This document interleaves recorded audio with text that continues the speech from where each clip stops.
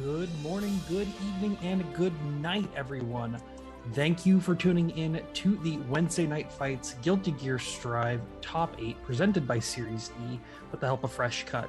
I am Tabby. I'm going to be your one of your lovely commentators for the night, and with me today I've got the Houseman. How you doing tonight, Houseman? Doing all right. Glad to be here. And honestly, I'm looking forward to it. I've been commentating some of the pools here and there for Wednesday Night Fights, and I see some familiar names, and by God, this is going to be a hell of a top 8.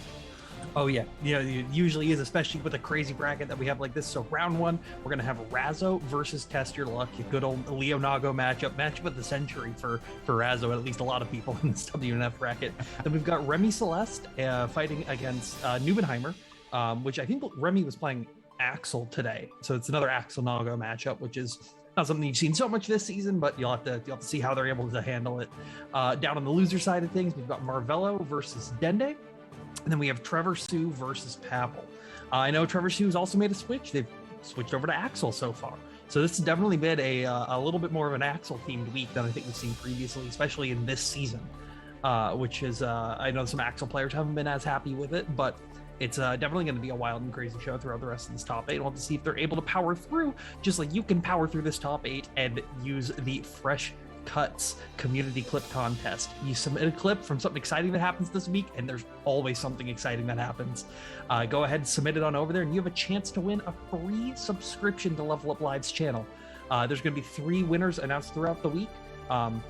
All it takes is you just a clip, go on there, and then submit it. You know, there's always something crazy that happens. There's always something to look out for. So please make sure to do so, as well as make sure to check out the match-arinos while you're here, while we got you. You know, these match-arinos are what really helps support the players' prize pool. It's what really pushes them to grind week and week over and over again, you know, in addition to the wonderful Series E sponsorships that we get. But, you know, we still have 28. That's over half the codes. Come on, guys. There's more than 28 of you in chat. Go ahead, ! Match-arino. Go in there, click those match-arinos, claim those codes. There's sponsor quests if you feel like it. You can contribute if you feel like it. Help support the players, help support the show, help support everyone within Guilty Gear. I mean, I see the numbers right now, 230 of y'all coming out this evening to watch. That's fantastic, but we need y'all to do a little more than watch. We need you to look at that Match-arino. We're going to put it in the chat right now. Make sure that y'all are seeing it. I believe we got the Match-arino code as usual. Yeah, it's, you know, it's like I said, it's 2 or 3 clicks. You all got Twitter. I see a post of hot takes on there every day, so it's definitely something that you can always make sure to take a look at. And it looks like we've got our first set of players going in there, so they can get some more hot takes ready on this matchup of Razzo going to be fighting against Test Your Luck, Leo versus Nago Ryuki. I mean, I feel like I've seen this matchup 100 times over at this point. I feel like I've seen every iteration of every kind of player and every kind of role in this. It's one of the most like storied matchups that we've had in Guilty Gear Strive. I mean, it's definitely always going to be something that you see on the rotation, but what matters is tonight. What matters is what's going on in their heads. And my God, like, Test Your Luck has been on a tear, but Razzo's been on the absolute tear. If you look at the bracket, the people he's taken out, the amount of people he sent to losers is nothing less than superb. And we'll see if that momentum's going to carry him into grand finals, or if Test Your Luck's going to be the kind of hole in his plan. Yeah, absolutely. We'll have to see if Razzo's able to use that intel power up they've got stored in the brain right now to take on Test Your Luck's Nago Ryuki. You know, the Test Your Luck plays different than previous Nagos. I know Razzo has ground against a lot against players like Otashi. They've been playing Neubenheimer a lot, at least within the tournament series, because that's just sort of been where those players end up. So we'll have to see if they're able to adjust a Test Your Luck specific Naga who likes to play a little bit more aggressive. You can see already a good start with the IV, then finishing the 2K. Nice jump back away from the Beyblade. Gets a counter hit. And now you're holding the pressure. Good burst over that Test Your Luck. That's what you think, but the burst immediately pushes them out. But that really shows that Razzo is just undeterred and trying to bully this man into the corner. YRC, as the last chance escape, Razzo's going to give them a little bit of room, only to let them actually use up that blood gauge entirely. There, a clean hit, unfortunately, beams them back to full screen. And Razzo right now is now going to be the one bullied into the corner. That neutral jump, though, oh my God, Daddy, what is happening? Well, that's the Razzo Dazzle right there happening. Luck is able to find the one opportunity you need. Just the lack of, I always say it's a lack of respect, but they do respect him at the end of the day. But with the round start dash DP, there's not much you can show with that good block on the burst right there. This is Razzo definitely just taking the match into the pacing they want, but Test Flux turning it around, got that blood-sucking universe, and is able to use that blood really well. Puts Razzo low and already back in the corner, trying to jump out of the command grab. Save. I mean, right now, Test Your Luck is looking at the role of the bull, and Razzo is the matador at the moment. His backs to the corner might just die in this situation, yeah. Unlike round one, where they were able to really avoid the goring that was apparently going on in the corner, not able to in the second one. And right now, the gore will continue. Test Your Luck going to be able to get the blood-sucking universe, but Razzo having the challenge immediately, still losing a significant amount of life, and Test Your Luck is just going to run with this momentum to the corner, and right now continue this pressure almost indefinitely. Yeah, gets a normal throw though, but one thing you do have to worry about is allowing Test Your Luck to get that blood gauge going even higher. Sit right below 2 bars, and now you get the hold of Leo Mix. That was an excellent backdash, recognizing the situation and able to clean out the first round into their favor. Test Your Luck taking the first game of our top 8 so far. Honestly, none of those rounds looked bad for Test Your Luck. Even the first round where, they got a little bullied into the corner right at the start. The immediate challenge, though, putting Razzo immediately to the other side of the corner with nearly a quarter of their life yet. If Razzo had not made a hard call with the neutral jump, it would have been curtains called there. So really, Test Your Luck's looking almost perfect in this first game. Yeah, it's a definite really setting the tone of how they want to be playing, how they want to control the match. And Razzo's a little bit more like wild style. You can see with another round start DP early on and goes immediately low. That's really just, it's setting in a pacing that Test Your Luck has to be prepared for. And they're already like making the minor adjustments they need to, getting the DP, getting those hits after the instant blocks, and now putting Razzo back in the corner, back in the situation we've already seen happen in previous games. And these ones ended up going into Test Your Luck's favor. Yeah, I mean, Test Your Luck right now, his offense is looking absolutely superb, and you understand why Razzo's going for those flashes at round start, because you just want to immediately call them out unless something like this happens. Flash again, has the burst to make it to make a punish situation at least safe, but holy cow, the distance that Test Your Luck is keeping them at makes them more or less burst safe. That flash is going to connect, but you know what? The BRC is not going to be as good as it looks. Razzo running away with this pressure now, getting the OTG there. Right now, continue this corner pressure. Yeah, keep the wall there, the side switch. And there it is. Razzo finally taking another round after nearly 3 in a row, just going entirely to Test Your Luck's favor. Yeah, you can see the what Razzo really stopped doing. They were trying to utilize those 5Ks to control the distance, but Test Your Luck is just doing a great job of constantly checking either 5K turn, far slash, 5H from the distance, Fukio back, a whole bunch of different tools that they had access to. But Razzo shifted up, and now Test Your Luck is able to match it. I mean, it's really, it seems so obvious, but this range is really so detrimental to Razzo's approach. But what they get in, they have to continue this. Gonna get the hard knockdown off of this overdrive through the wall, but even then, gonna have to really solidify this pressure. YRC more or less obliterates it, and now it's Test Your Luck's turn to get their pressure going. They just rather high. They can't go full topsy-turvy, but you know what? We're going to keep with this range, keep our max distance normals, but the jump in on Razzo's part is going to be beautiful. Going to continue to run with the PRC, and now it is more or less guess for game in this corner. It's thrown. Now you're in the back turn. It's so hard to deal with, and not able to burst right at the very end. Razzo now tying this one up 1-1. Interesting. Go ahead. No, you go. I was going to say, I really like that choice of using the throw at the corner situation there, because it puts them into another situation where, like, if they had just landed a hit of a mix-up, that could have been burst and would have put them full screen again. That would have been terrible for Razzo. Instead, going for the throw there, immediately getting the damage so that the next hit would kill, burst not being a factor anymore. Really smart decision. Yeah. Choosing to keep the meter instead of keeping the combo to put them almost at death at the wall, instead just guarantee the one next interaction for the kill was very, very smart, and a good burst bait from Razzo. Now already putting Test Your Luck in the corner, keeping them once again. You're getting hit with those large overheads. And unfortunately, it's a tough range for Nago to match out there. You don't have a ton of range of access to. Nice forcing the blocks that allow you to happen, but backdash now starting Test this game.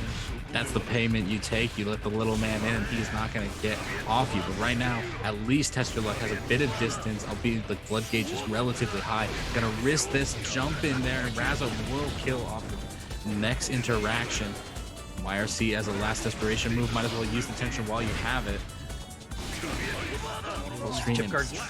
Yep, it's so hard to check right there. You're basically gambling on it with Fukyo or Clone, but with Clone, you're having to cover it with Fukyo, so that's a lot of blood gauge, so it's a high-risk, high-reward situation, and Razzo is in a very good spot to just throw a good old Sonic Boom right there, and Test Your Luck's in a good spot just to throw them, and Razzo throwing in behind, and that's a lot of blood gauge. So the Test Your Luck's not even going to have anything really to do as soon as we get to the next side of the wall. Doria, break the wall, crack the sky, and now this is a potential one-touch interaction with a positive bonus coming through. And I like trying to bait that meter there. Unfortunately, he gets his burst baited much more, and that is going to be a second game there for Razzo. Looking like he's already shifting momentum entirely in his favor. And honestly, for those of you watching, for those of you trying to discern what the heck is even going on, look at Razzo's interactions from the, I would say, half screen range. That's where it's really mattering the most. And it's specific jump ins, it's specific challenges to Test Your Luck's normals that are really making the difference from the first game that Test Your Luck more or less took, I won't say freely, but like more or less freely. And then Razzo getting these next two ones. Yeah, it's always an adjustment to figure out, you know, with Test Your Luck, obviously, the players been around for a while, they've been competing for a while, they're very like a known name, known factor. But Razzo, we've seen in how many major top 8s at this point now. This is someone that, oh my goodness. This is someone that's getting blood sucked right now, getting burst baited, and now putting put through the corner, through the wall, and now you are guessing for your life on this next knockdown. Right now, if I'm Razzo, I just take the next hit. This round is more or less over. There's always a comeback potential that you can do, but right now the blood-sucking multiverse is hard to get through, so it goes in the RRC and then deep and overhead. So hard to deal with ending that one with a perfect Test Your Luck, really changing the tide so far, but Razzo's also still feeling comfortable using that upgraded guard point, but gets tossed out of it. Nice IVF control space, and another counter hit with it. Yeah, his timing on pressing these buttons, he's definitely trying to counter poke these long range buttons, which, you know, Leo can capitalize on. There is the possibility to, but it's so high read and high risk reward that unfortunately it's just not paying off. The casino is just winning this time, and Test Your Luck looks to be taking almost nearly a second game. But you know what? Commentator's curse spoke too soon, tries to go for the bloodsucking universe, thankfully catches him out of the sky with that nice 2S. Very good stuff. The good old-fashioned 2S trip guard right there at the very end. Yeah, and you saw Test Your Luck really sort of shift more towards that wild side, because they've been playing pretty calm. You know, they've been pretty conservative with that blood gauge, playing a pretty a standard Naga when it comes into that mindset of it, at least. But they shifted to going crazy, just constantly, you know, I'm going to throw rocks 7 times in a row, and you're going to have to guess paper once.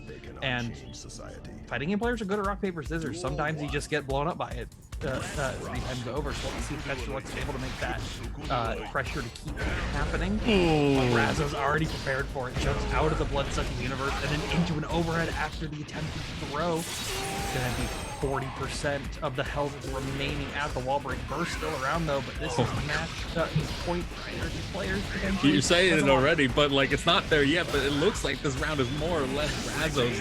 Like that. Holy crap! You were saying, you know, fighting game players have to be good at that RPS, but my man, you are now guessing for your life every single time. I mean, Razzo right now, as you mentioned, set point. Gets his flash baited, not going to burst that combo there, going to hold on to it. And right now, Test Your Luck is going to keep this man stuck in the corner until he makes it his priority to get in with the RRC, sending him through the wall, where you're not going to see just long range buttons. Yes, we are. The flash actually connects. That is going to be one of your moments to get a free subscription off of that, because holy Christ, gets the burst baited at the last moment at the worst possible opportunity. And we are at dual set point. Neck and neck, so make sure to stay tuned for this action right now, because these players are risking it all so far. Nice use of the dash 2K right there. You're now holding the HP. No, you're not. Gold burst. going to use the far slash series to get a wall break and reduce that blood gauge down. And big damage to the super confirm at the very end. This is looking like a great situation for Test Your Luck to move forward through, but this is Razzo. They've got that Razzo factor. They can still make this comeback, block the clone, block the Fukio. Yeah, they at least have one bar of attention to possibly save them from a dire situation. That BRC was their opportunity, but they get thrown right out of the follow-up, and that will be that. Test Your Luck is going to take it 3-2 over Razzo, who is looking like he was on a charge this whole night. Just stopped right there. Not dead for the night, but stopped a little bit. There's a reason it's double elimination. You always got a second bracket to run through.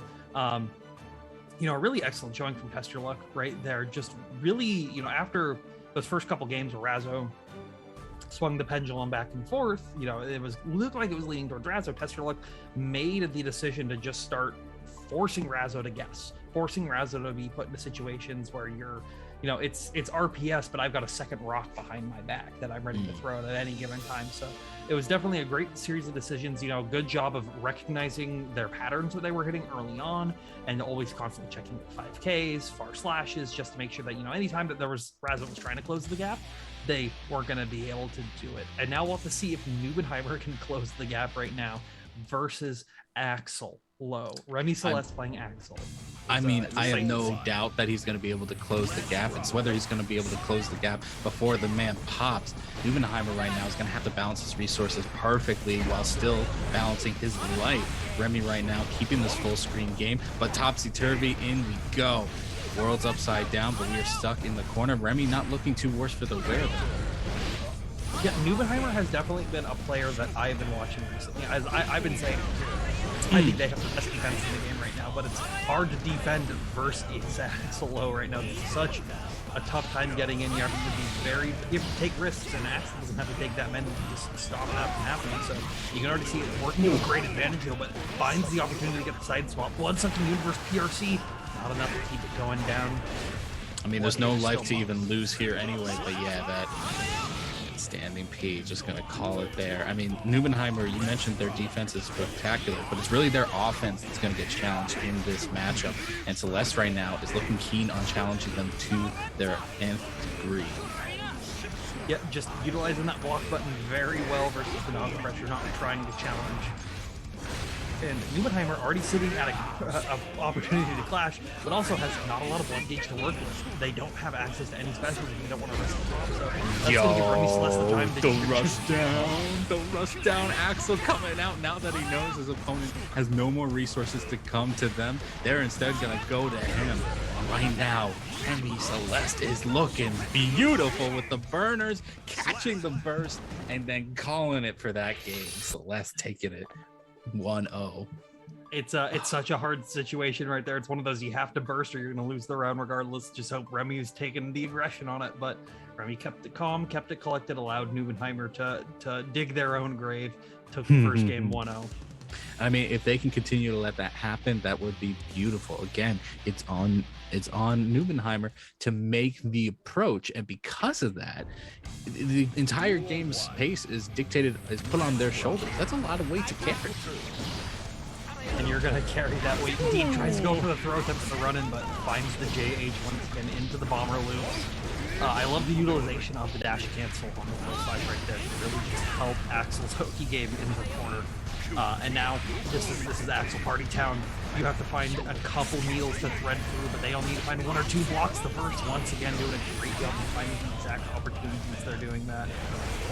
Right now, Celeste trying to bait out something from Nubenheimer just to end the round, and actually just gets the side switch and the trip card there. I don't know. I feel bad for Nubenheimer at this point. They've been getting themselves into a top 8 situation. They've been taking bodies out the entire tournament, and right now, I feel bad for them. Yeah, it's, you know, sometimes it's the way the cookie crumbles. Everybody's got the bad match in stride. This is something that we've seen from the early get-go, but a Beyblade counter hit right at the beginning, utilizing the far slash series into a throw, just keeping that blood gauge down at a reasonable level, allow them to get the pressure going in the corner, toss them back once again. I love the calm during that combo to say, you know what, I'm just going to eat this combo, not going to burst here. Unfortunately, you're going to die for it here, but at least you're going into the next game knowing that you have that burst behind you to escape what could potentially be a game-losing scenario. Yeah, it was a it was a really good recognition on the counter hit trade right there that Neuenheimer was able to close it out at the very end, having the blood to make that work and having the meter super their way out. Beyblade once again, 6H OTG going to be putting Remy into the corner from the get-go, giving Remy the opportunity to run up, reset back mid-screen. Now you could say this is exactly where Remy wants to be. And this attempted idea afterwards. This is exactly what Neuenheimer isn't expecting. He's just holding down back and going, what the heck is going on? You're supposed to be over there. You're not supposed to be coming towards me. I'm going to use this BRC to take your Oki away from you and now bring on the offense. Going to be using that blood gauge. Absolute good throw there. And now we have the life lead. Going to be bullying in this corner. What is Remy's answer? Again, to get the offensive crush in. What is going on? You know, it's from the wonderful argument of who's the beatdown. Sometimes you're the aggro, sometimes you're the control. And Remy right now realizing that I have to be the one to beat down. I have to be the one to set the aggression. There's not much that Neuenheimer can do to really stop me from just going in. And the Bloodsucking Universe wins PRC at the last second. Remy Celeste able to close that one out, keeping it 2-0 into their favor. But Neuenheimer's making those changes. They're seeing what they need to do to get done. Remy just made that minor adjustment so quickly in the last very minute right there to be able to swing these games into their favor. But you know, we could still see a reverse sweep come through from Neuenheimer. I've seen crazier things happen, you know, in previous weeks, so we'll definitely see what they're able to do, or if Remy's able to just make that third change right there, pull out you know, the scissors finally coming after the paper, and we'll see if they're able to make it. It is impressive how cool Remy is being kept under this pressure, being able to get back throws in situations where the others might just, you know, hold down back and pray for their lives. Right now, though, Neuenheimer, despite getting an offensive lead in the round start, is now stuck in the corner with the life deficit, and Remy is just going to play it cool again, walking backwards with punishing off of jumps. Right now, they are just looking so calm and collected in the face of, like, this destroyer of worlds, if you would, in terms of damage. But they're doing a great job with that aggression. They're forcing Neuenheimer to use the meter on YRC right there to force them to reset back to the neutral situation. They're not forcing them to, using that meter to win rounds. They're using it to stay alive. So it's a great situation for Remy to be in, getting a good trade at the very end, now sitting on match point. Yeah, looking to take it a 3-0.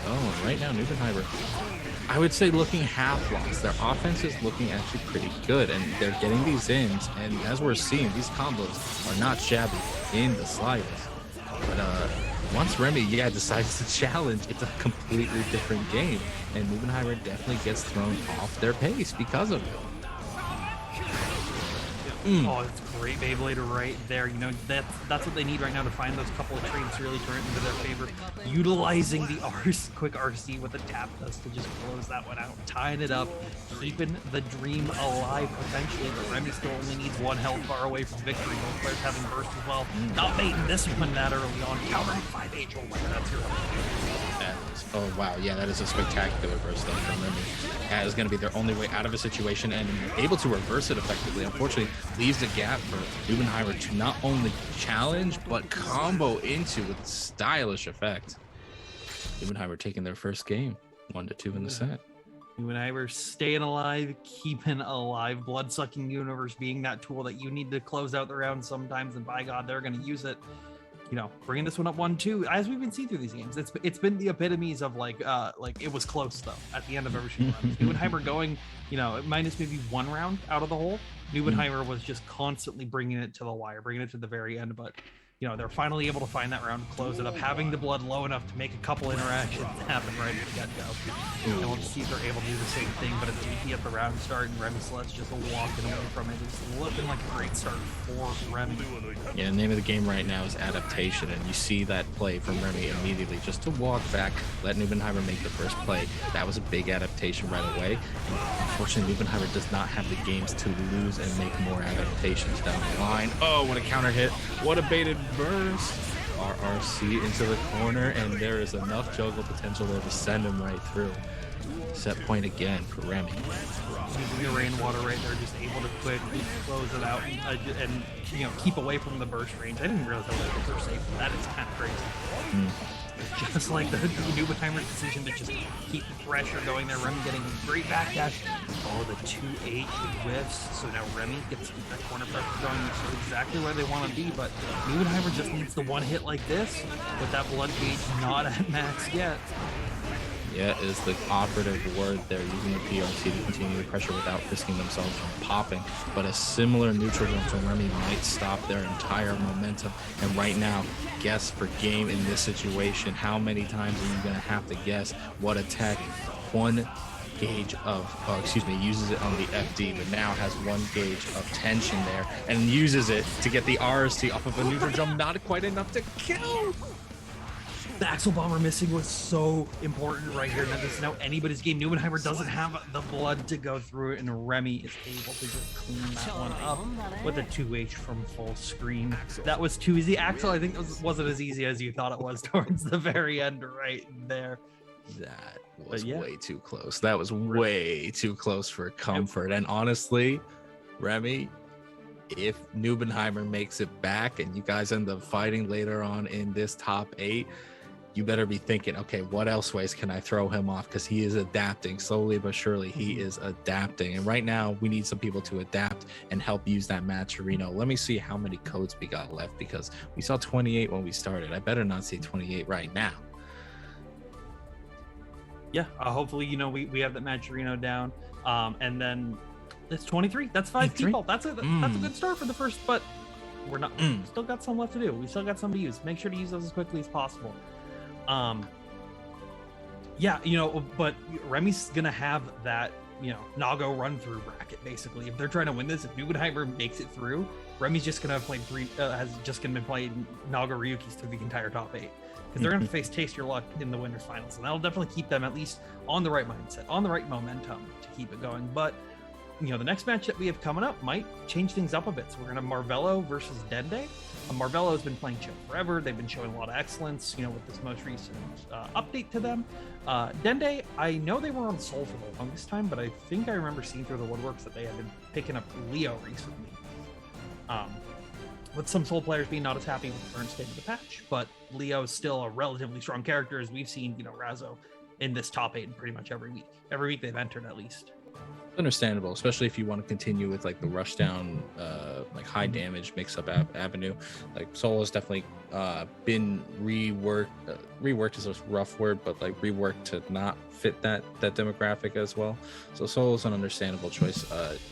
I will tell you, every time I see Marvello's Chip, I swoon a little bit, because man, the movement of that man, the conversions he gets makes me want to play the character. I don't have the skills to play that character, but I see it through him, and I tell you, it is inspirational to watch. So you guys are in for a treat. So make sure you're sticking tuned as we get these players on screen. Hopefully all are enjoying yourself. I see it's 330 people right now. I'm still amazed. I'm still amazed at the numbers showing up supporting this, you know, everything feels small in the FGC, but like seeing those numbers makes it feel just a little bit bigger. So thank you all for showing up on this Wednesday night. This is 300 people at a Wednesday at 10 p.m. on the West Coast, and up to 1 a.m. over on the East Coast now for you guys. Like, it's definitely staying late. You can also stay up and check out the WNF World Warrior schedule. So this is the way that Capcom's gonna let them support these players over at WNF with Street Fighter V. And you know, we have Canada West and US West games happening throughout the rest of the year. Basically, there's different top 8s, there's different qualifiers, all leading back up to that Capcom Pro Tour at the very end. You know, I believe this is the last one for Street Fighter V. So this is the make or break. If you want to get your name on that history sheets of I made the Capcom Pro Tour for Street Fighter V, definitely go ahead and join those events. Just like we can join this match coming up right now. Marvello with the Schmovement Master of Chip versus Dende, picking Soul bad guy, keeping it honest, keeping it mids, and keeping it on Canyon, keeping that the stage pick alive so far. Hey man, I enjoy the variety right now, but Marvello with the immediate backdash and nice little conversion off of the light sequence, unfortunately gets back thrown for his troubles, and now Dende on the soul. We didn't even mention man sticking to his guns. This is definitely, you know, it's a very even matchup on paper, at least. You look at the toolkits for these characters. You have to remember, you know, within this, you have the Marvello factor. Marvello being one of the more prominent chips right now. But this is so bad guy. He's still gonna kill you in a hit. He's still gonna kill you in a half a hit sometimes, depending on your health. And you can see it right there. That would have spelled danger. And a DPRC is going to be big damage coming through against Dende. Really setting the pacing towards the end of this first match to be into their favor, but Marvello trying to pressure, trying to create an opportunity, gets the counter hit 2D right there.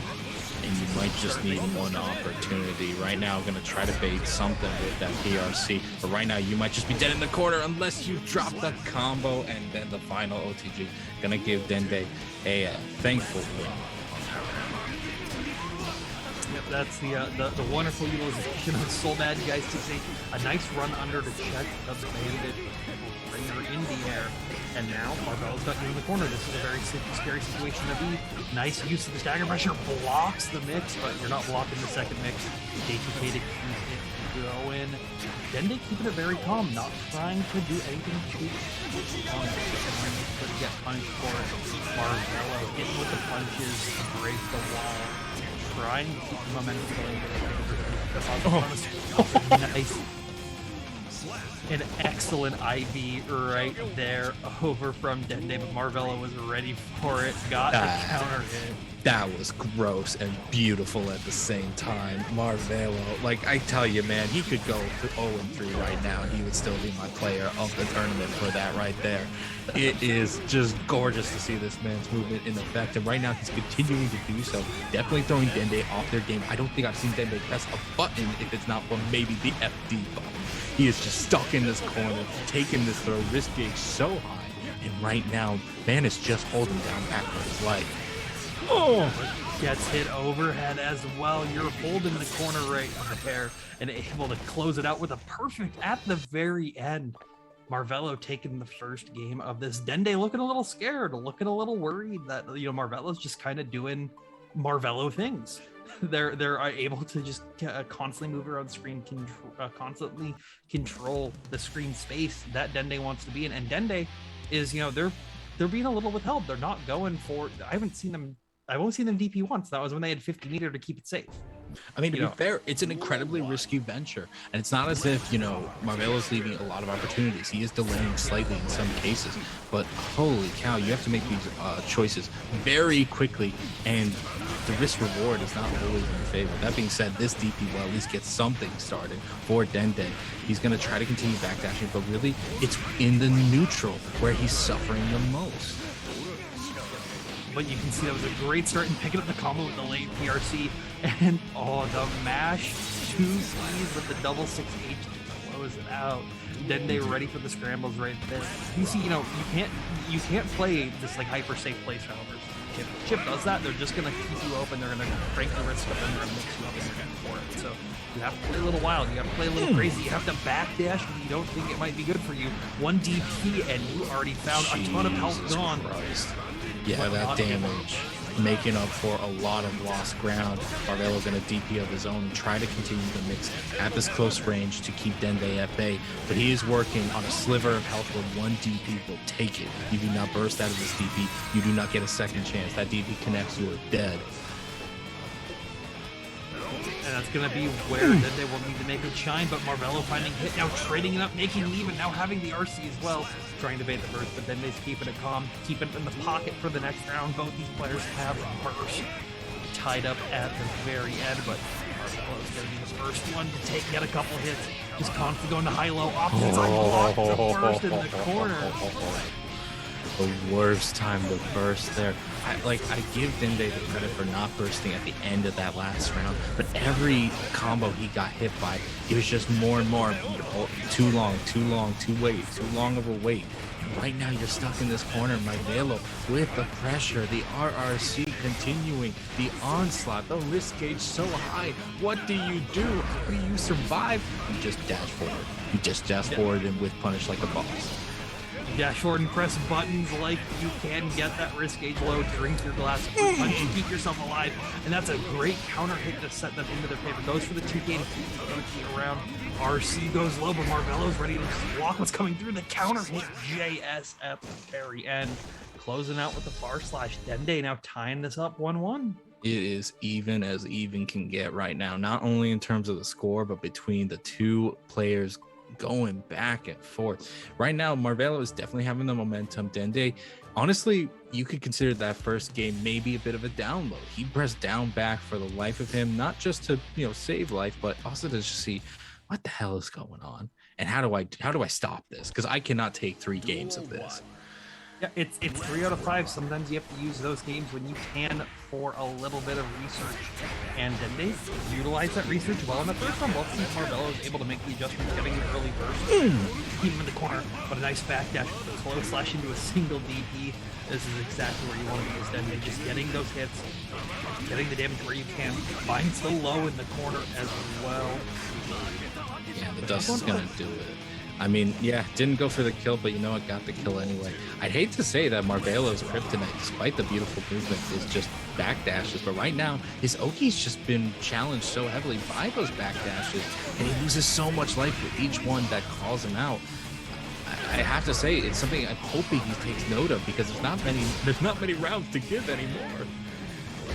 No, there isn't, especially with Chip, where your life bar is definitely smaller than the rest. Bursting immediately after that DP is the last opportunity that they might have to burst in this round against the throw tech. And now it's Dende's turn to pressure once again, just after being not allowing them to get anything too crazy. Blocking the Bandit Bringer and now space out to reset the neutral. This is a great spot for Dende if they don't get counter hit. You're not taking chip combos, but it drops. And the 5K mash at the corner is going to bring Dende up 2-1 now, quickly changing the tides. You know, like you were saying earlier, that first match, that was download. That was taking your notes, keeping the journal, putting it in the pocket. And then when it came out, open it up, read it, mash here. And it ended up working for them. Coming through now, Marvello will definitely need to make these major adjustments so far to keep it alive, or if Dende can keep that aggro going and keep that soul bad guy damage going. I mean, soul bad guy damage comes whether you're playing fast or you're playing, you know, cool, calm, and collected. Excuse me. But Marvello, I feel like he's trying to continue the pace very quickly, which is working out at this round start. I just hope that they're able to shift gears when it's required, because then they can call them out again with those backdashes if they're too overeager and overzealous. But right now, round's looking great. We're going to continue on this hard knockdown. And right now, Dende is going to guess for game in this corner. Yeah, and you're just back to blocking. Guess wrong. You're gonna get hit high sometimes. The character that has as good a mix as they can. Marvello found the opening, and they found the pacing to really shift that into their favor. And it's already looking like a great start for them early on, putting them into the corner, not getting the big damage like we saw earlier. But we'll have to see if they're able to break the sky, find a couple good hits. But, you know, Dende also needs a couple of really good hits to close this one out, tries to make the burst, but Marvello's not having it. Pick him up, put him down on the How corner. many more? How many headbutts is he going to do? Oh my God, he called out whatever the hell you just pressed. Man went smashed through the window, and right now we are on set for Dende. That was a backdash right there, and Dende found the opportunity to Siren right through there and finds a counter hit 5H. That's gonna be big. That's gonna be big damage.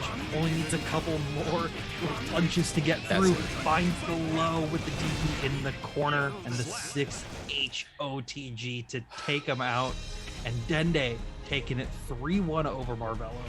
Moving on to the next round. I still want to shout out Marvello. Like, if you want to play Chip, and I think that character, I don't want to say is slept on, but I think the character is like underseen in terms of play.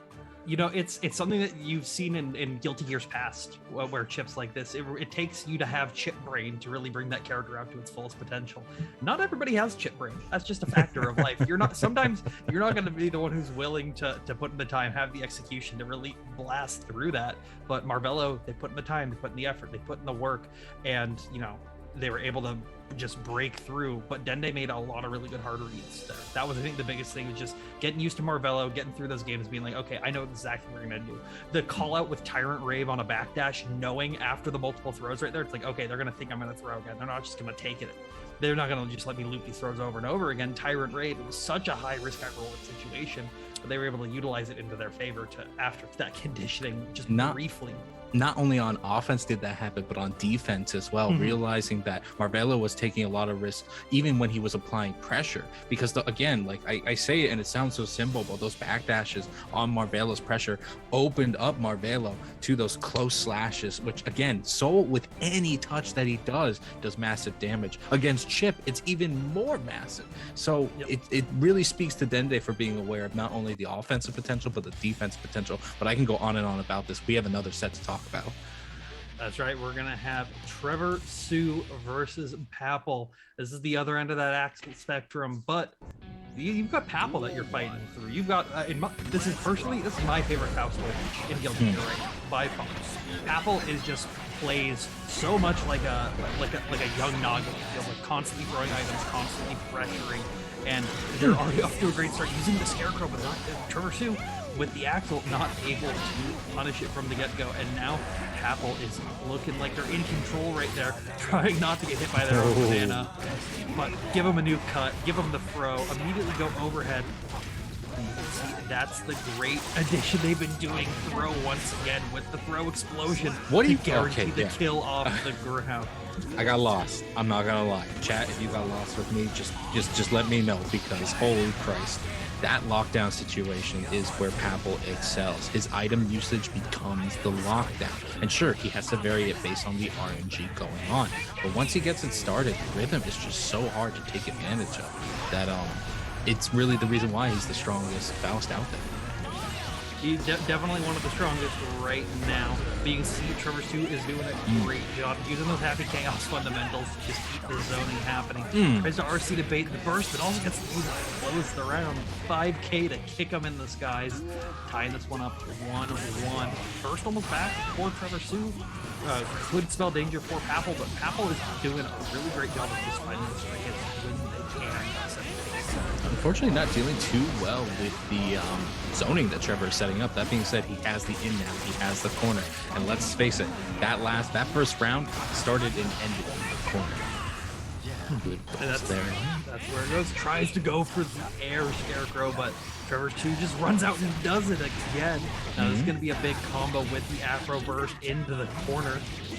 And not dead just yet. Axel definitely ate his wings in the morning, keeping himself alive. BRC forward because they have 100 meter to work with, and Papel doesn't have a ton of health, but dive kick to close that one out. Papel taking the first game 1-0, but towards a bit of a scramble towards the end. You know, definitely Trevor Sue catching on and trying to challenge what, they saw in the first game. I just let Papel throw a bunch of items and they won. They got me in the corner and it was impossible to get out of it. So let's not get into that situation. Let's actually try to control the mid-screen. Let's keep those normals up. Let's keep the pressure going. Yeah. But and let's see if they can change that and keep it going, or if Papel's able to just speed on through, pulling up more items out of the hat. Well, we'll see if the RNG continues to be in his favor. To be fair, it would have to be some ludicrously bad RNG in comparison to seasons before. But Trevor definitely having size of life in that one round, but right now that corner is not a good sign at all. Scarecrows his way in, and you know what? Trevor found the gap. Great challenge. Papel having to use the burst to at least avoid being caught in the own corner that they tried to set up. And right now, Trevor Sue again though finding these challenges, getting caught by the haircut. And you know what? I don't even know who's going to take the match at this point. It has been so back and forth in terms of the pacing. The JD not hitting right there, and then the PRC super coming out. Ooh. Blocks the burst as well in the corner. Pick him up, put him down. Don't even need that Afro to pop Papel. He's getting that one. You know what I said? Once they get into those scramble situations, the Papel is more than ready for it. Finds the 6H as well and runs for the command grab. Throw behind him. Cool guys don't look at explosions, but they keep getting their hair cut again and again and again. Do it one more time. The press is going. Finding a nice trade. Yeah, Trevor, to his credit, is not only finding good challenges, but able to extend off of them pretty remarkably, considering like the archetype that Axel has kind of put into. But unfortunately, he's only making maybe one of those 4 challenges correctly. And right now, Papel is just kind of running away with the fact that he's getting 3 of those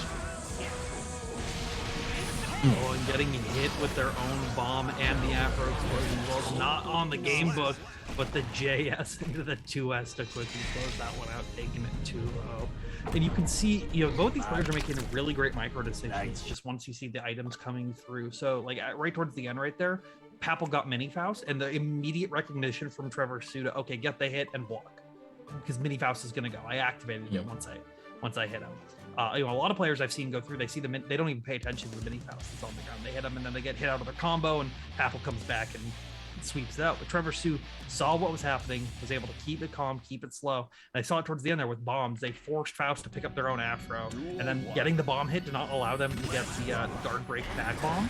Was, it was a definite good set of decisions for Trevor, but Papel found the hit when they needed to with that JS, and they're finding the command grabs in this potential final round. 3 in a row. Oh my goodness, you got a 5-1, get 2, tries to do it again. And now we're going to try to keep in the corner. But that being said, Axel always pushes his way out. He does prefer the full screen, and his block streaks kind of show that. And really, that's so disadvantageous for Trevor. He really needs to continue staying on top of Papel, because if he doesn't, thankfully Papel's coming to him and he's getting these counter hits. But like in games past, Papel getting that distance allows him to get the in. So if Trevor's going to continue this range game, I guess he's just going to have to be better about the neutral, which that last round at least showed a hint of. Yep, and you can see already going through Crawl under the attempt and keeps him in the corner, but you got the Faust parade going, able to stay in the skies to keep it alive, and just trying to find the opportunity to get through. He gets counter hit with the JH, but the ground just gets so conversion out good. It could have been for Trevor Sue. They were prepared for it. And right now, just trying to close it in, trying to find the opportunity, using a low scalpel to keep the angle right, but a Axel bomber right at the very end. Papel not even being able to use their burst. Yeah, that round was fantastically better. That was so clean. We'll consider it sterile. 1-2 in the game, in the set so far. I was thinking that was going to be Papel. I was thinking that was going to be the fastest set we had tonight, but Trevor, again, cleaning it up well enough for surgery. Yeah, you can. So I think the biggest thing is with Papel is that, he'd gone for command grab so many times. Trevor was just like, whatever, that's all I'm just going to worry. I got hit by that 3 times. I'm not letting that happen. I'm going to keep always pressuring on those command grabs. But Papel kept going for command grabs. Every opportunity that they had, this opportunity was always throw punch. And I think that was really what helped Trevor to just sort of take those interactions and turn them into their favor. So let's see if Papel's able to make that change, or if Trevor just going to be able to utilize those good buttons and get hit into the corner out of a scarecrow. The Wicked Witch of the East right now, Axel low. Meteor's coming down though for the first time in these sets, finding a hit and getting another one. Oh my goodness, this is where you want to be. Mix. Tries to go for command grab once again, but Trevor Sue was ready for it. And beautiful use of the RC, both on challenging the Scarecrow and in using the neutral jump. Really smart stuff there from Trevor. Unfortunately, going to be stuck in this corner. Thankfully, for the grace of the bomb, gets out of that bad scenario and allows himself potential victory condition here in the corner. Nope, Scarecrow going to deny that. RC to challenge the escape. Right now, Papel's going to try to keep it locked down here in the corner between items. This is the range where Papel wants to be at. YRC blocked by both these players and just finding those hits, trying to get it. I don't even know who picked the mini horn at the very end, but Papel's able to find the hit now, finally putting themselves on a match point situation. Oh wow, tries to dash in, and again, these sort of situations, I don't know if Papel's just being impatient or Trevor's just mixing up their kind of cancel timings a little bit, but Papel's getting caught by a lot of his attempts to just kind of make the in and get the corner. And doing a great job fighting the hit with the JD right there, forcing the Afro burst over on Trevor Sue's side. This is a great spot for Papel to be in if they're able to control the pacing, but you've seen Trevor Sue doing a really good job checking with those normals and finds a hit with the low JS. ERC on the Scarecrow now getting the mix-up. And Faust as well to keep them down in control. Picks up the Afro, and now you held that JD. And this is going to be big damage in the corner. Papel able to close that one out at the very end. Making it 3-1 over Trevor Sue. Moving on. Trevor Sue definitely was making that comeback, and they were definitely forcing Papel to work for all of those hits, for all those situations. But once it was Trevor who didn't have burst and they got stuck in the corner, it was a really, really hard situation for them to get out of. Yeah, understandably, just a tough scenario. Shout out to Trevor for even getting that game, honestly, because of how poorly those first 2 games went. Like the fact that you're able to recoup any sort of victory there speaks to the level of like experience you have at this state of game. Unfortunately, we won't be seeing enough of them after that. But you know what? I see a lot of Faust love out there. I'm sure they're very happy that Papel is moving on. Absolutely, they'll be happy, as well as you can be happy when you see these fresh cut clips from last week to see the winners of it. So make sure to check them out right now and stay tuned for the rest of the games that we have for the top 8.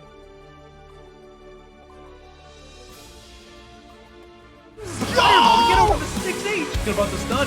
Oh, that was sexy. For the low, oh, it's gonna kill. Yeah, you're done. What's your damage off that? Oh my god. You are so good. Because my goodness, that 6H is definitely not the one to get the beam or the Motobato. Okay, we're just running away, and I don't blame you. Has the fast dash right there just to close the gap and continue that pressure. Great utilization of resources, and yeah, definitely. Actually, we gotta stop it because they're playing. Yeah, the guys are playing. Jesus. It's the classic. Don't. Yeah, it's the don't classic, wait for the they're team playing. to say go. Yeah, it's okay.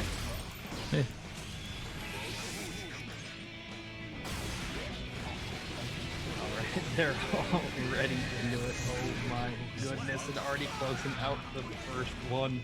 Neuenheimer said, there's no time. I'm going to make my own fresh cut in right now, which you can make sure to get those clips and you get free, a potential free subscription over to Level Up series. Make sure to check that all out. And you can see that these players are already trading back and forth very quickly. And Dende, as we saw from previously, they've shifted back to Happy Chaos.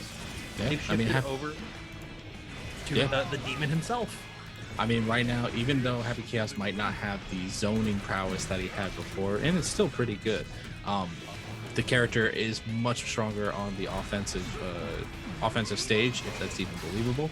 But right now, Liebenheimer is going to try to let that not even get started again. The BRC going to call out their approach, though, and right now, Dende trying to make the offensive approach, going to get the back throw, and now you're going to be stuck in the corner against a hell storm of bullets. Yep, a bullet storm indeed coming through and gets the Superman punch for the wall break. You know, it's very funny with Happy Chaos because we already saw this Happy Chaos, or this version of Happy Chaos exist. Lost Soul had shown off that, hey, you know, this character isn't just sit on the other side of the screen and play Call of Duty. I can get in there. I can force you to mix up. And then, you know, Arc System saw that and was like, yeah, I think I like that more. And sort of shifted the game plan to it. But, Chat stops yelling at us when the character plays like this and not like that. I see. And you know what? Smart move on their part. It's a very entertaining style, especially when you're Goomba hopping on your opponent like that into the shot. Right now, though, unfortunately, the offense is just not as momentum based as I think Dende really wants. He's not getting a huge amount of damage off of each approach. Meanwhile, Niebenheimer is killing him in like 2 to 3 strokes. It's pretty rough right now. Yeah, and I definitely, you know, I think the decision makes sense. With Soul Bad Guy being a little bit of a harder matchup for Nago, just because generally they sit around the same ranges and Nago has Far Slash. Well, you're trying to challenge his Far Slash with 6H. It's a very hard situation to be in. But Neubenheimer is showing that even when trying to get counterpicked right there, they're keeping it calm and they're just keeping it focused to able to take out that first round. One thing that I think I haven't really seen from Dende be utilized too much is the decision to shift back towards the more classic Happy Chaos style.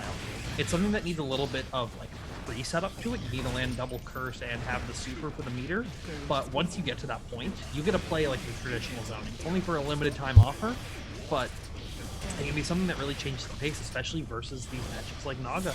But instead, they're finding that great punch across the wall too high up to get the reload, so they're going to be working with only a few bullets at the other side. Curse gets another reload. Now they got to keep that pressure once again, but they don't have the bullets to keep the combo going. Doesn't go for the Deus Ex Machina as well, so now this is Neubenheimer's chance to bring this one back. I cannot believe the man didn't die in the corner there. Good challenging there from Dende to finally use the PRC to at least get the last low he needed. Because if he didn't get that low, if he didn't get that kill there, Niebenheimer might have just abused the fact that the man had no bullets. You have a gun with no bullets. You know, you have to find those opportunities to reload, and sometimes they don't come through, and sometimes you use all those bullets. Now sitting with only one left, and Niebenheimer getting the pressure going, but they don't have a lot of blood gauge left to live. Oh, both sides really low on their resources. However, Niebenheimer is making it work. Honestly, can even rock one Beyblade in. Yeah, there we go. Maybe even a second if we're feeling dangerous. We are feeling dangerous. We're going for the rush down, but near popping right now. And when your man has the concentration, the bullets, this is probably the most dangerous Dende can sit at, despite the life deficit. Getting the double curse hit right there is going to allow them to zone out a little bit more. Tries to get the tactical roll to pressure through, but Niebenheimer now has blood to work with and yet and access to a special, and that's all they needed with the Beyblade right there. Yeah, I feel like, and I've seen a lot of Happy Chaoses. You know, I help commentate with the EU, so we see people like Tiger Pop. We see people, you know, showing off the rhythm that they have with this character. And unfortunately, Dende's rhythm is just leaving him minus quite a lot of bullets, and Niebenheimer is really taking advantage of that when the opportunity presents themselves. However, maybe the rhythm has found them. Dende has this corner pressure, has one bullet left to them. They're going to use Deus Ex Machina to reload entirely, as well as do damage, as well as get the hard knockdown. How many more things does this character have to get off of one gosh darn move? Well, they can get more and then some, but they don't have time to think about it. BRCO trying to close the concentration, but gets the throw to put him back into the ground. Dende now tying this one up 1-1 against Niebenheimer. Yeah, keeping it even. I'm not gonna lie, if I'm Dende, I need a towel next to me because I'm sweating doing this fight right now, even if it might be a matchup in my favor right now. Niebenheimer is not letting me win this for free, and again, in that last round specifically, Dende's rhythm looked a lot better. He had 3 bullets with the corner pressure. He was still reloading, but it's not quite as snappy as I think it needs to be, and it's gonna need to tighten up if he's gonna hope to take this set. Yeah, and you can see it's already slowly starting to tighten up. Gets the curse and is able to get the screen space they need. There we go. And now they're finding those mix opportunities. Once again, Niebenheimer sitting on a lot of blood as well, so they don't have all the opportunities in the world. A nice instant block to not let the pressure get too far away from them. Just build that concentration back up. But Niebenheimer finds a close slash and gets burst out at the very end of it. Sends the magic orb over, but unfortunately is going to get sliced and diced in that corner. Niebenheimer taking another round. And right now, I hate to be harping on Dende. He did such a good set against Marbello, but again, it's finding that rhythm. He took the last round to keep his bullet stock high, but that really allowed Niebenheimer to just take advantage of the time and just get his in, as he's doing now. That being said, Niebenheimer needs to find an opening right now and is going to burst because he didn't. Still gonna fight this corner's position and more or less keep the life lead despite popping. Yeah, and then as soon as they pop, they're immediately getting the use of the blood gauge back and able to close it out after the quick RC Goomba stomp. Niebenheimer now able to take it 2-1 over Dende, just keeping it calm. You know, it's that Niebenheimer defense that we've seen again and again and again. And versus a Happy Chaos who, you know, they're not going for as many mix-ups as someone like Umi showed us. Or like Lost Soul, as you can see, if you've ever seen them play, if you've ever had to play against them, they're constantly pressuring you, they're frame trapping you, they'll instead of frame trap you, they'll left right you, and you didn't even realize it was coming and you blocked incorrectly. So it's definitely something you have to worry about. But it's if Dende can make the adjustments they need to play a little bit more aggressive towards Niebenheimer, try to punish them for the use of that blood gauge, just like that. Gets hit across the wall and has a reload and concentration sitting on them. This is exactly where they want the first part of this game.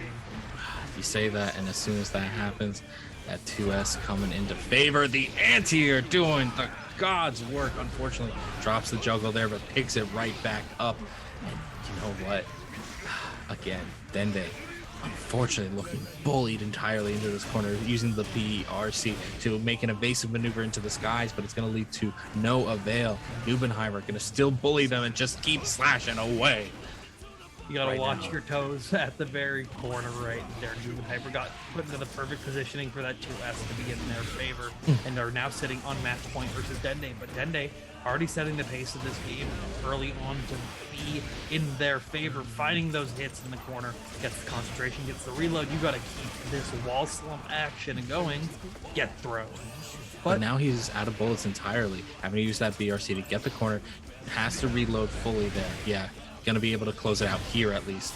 Take aim. No, not using Deus Ex Machina instead. Oh boy. This gives Nubenheimer a chance to live, and the whiff throw early on get the bar/series. PRC back to keep themselves safe, but the quick BRC air dash right there to close that one out. Tying this one up. Yeah, thankfully a situation where just a teeny bit of damage actually gives them the game. So Yep. It was a fortunate situation that Deus Ex Machina was not as pivotal as it needed to be, but it was definitely a scarier situation and required them to use burst right at the very end. But goes through 6H coming through, gets a trade and a gold burst coming from Nubenheimer. Tries to get the blood-sucking universe, but isn't able to get it until now. This is the scariest situation you can be in. YRC's in turn to try to keep the corner, but Dende finds the opportunity in the air, but Nubenheimer finds the needle and thread through it, closing that one out into their favor. yeah, that YRC at the end was beautiful. You know, obviously had the tension at the moment to really use it. But yeah, just like to say, nope, Goomba stop today. You're not going to escape. You're not going to do like a little bit of damage on the way out and then maybe take away half of my life off of a stray hit. Like, no, we're going to end it here in the corner, whether I die or you die. And thankfully for Nubenheimer, who was his opponent, he's going to continue to move on. And okay, so we're gonna go to the trailers now. Our last set got a little antsy and started to play before we were able to finish, but we're gonna show the community their efforts now and begin the trailers once again. Yeah. Make sure to stay tuned for more Guilty Gear action though after these fresh cut trailers. Get over the 6H. What about the stun? Oh, that was sexy. For the low, oh, it's gonna kill. Yeah, you're done. Extra damage off that. Oh my god. You were so good. Because my goodness, that 6H is definitely not the one to get the beam or the Mortobotto. Okay, we're just running away, and I don't blame you. Has the fast dash right there just to close the gap and continue that pressure. Great utilization of resources, and you definitely made it count. Red Ditto putting a game on the board. It's gonna be same side with Matt JB. Storm Strike release, gather him up. No, Wind Orb, safe jump. Oh, Again, is the dash from the Wind Orb an overhead? Is it considered an overhead? it is not. You could Okay. block it. You could block it crouching. However, he's still if he does a 6 Sonic move, he's still able to do a jumping 5M. Oh, sorry, 5B. Ow, does this 100% needs a little bit more? Oh, did he do it too early? Yeah, he did it way too early. He spun out in the air. You know what the problem was? There was the hit duration struck it. The round start. Trying to DB one more time, but that's not a lot of blood gauge left. Pops in the corner, and this is now Red Ditto's chance to turn the game into their favor. Big damage coming through. That's most of their life are gone, but that's a fresh blood gauge. Quickly just spend all of it once again in the corner. Oh my goodness, no, they can't lose too much more life off this RC at the wall. Baseball bat hitting the grand slam to close that one out. Hotashi taking that one to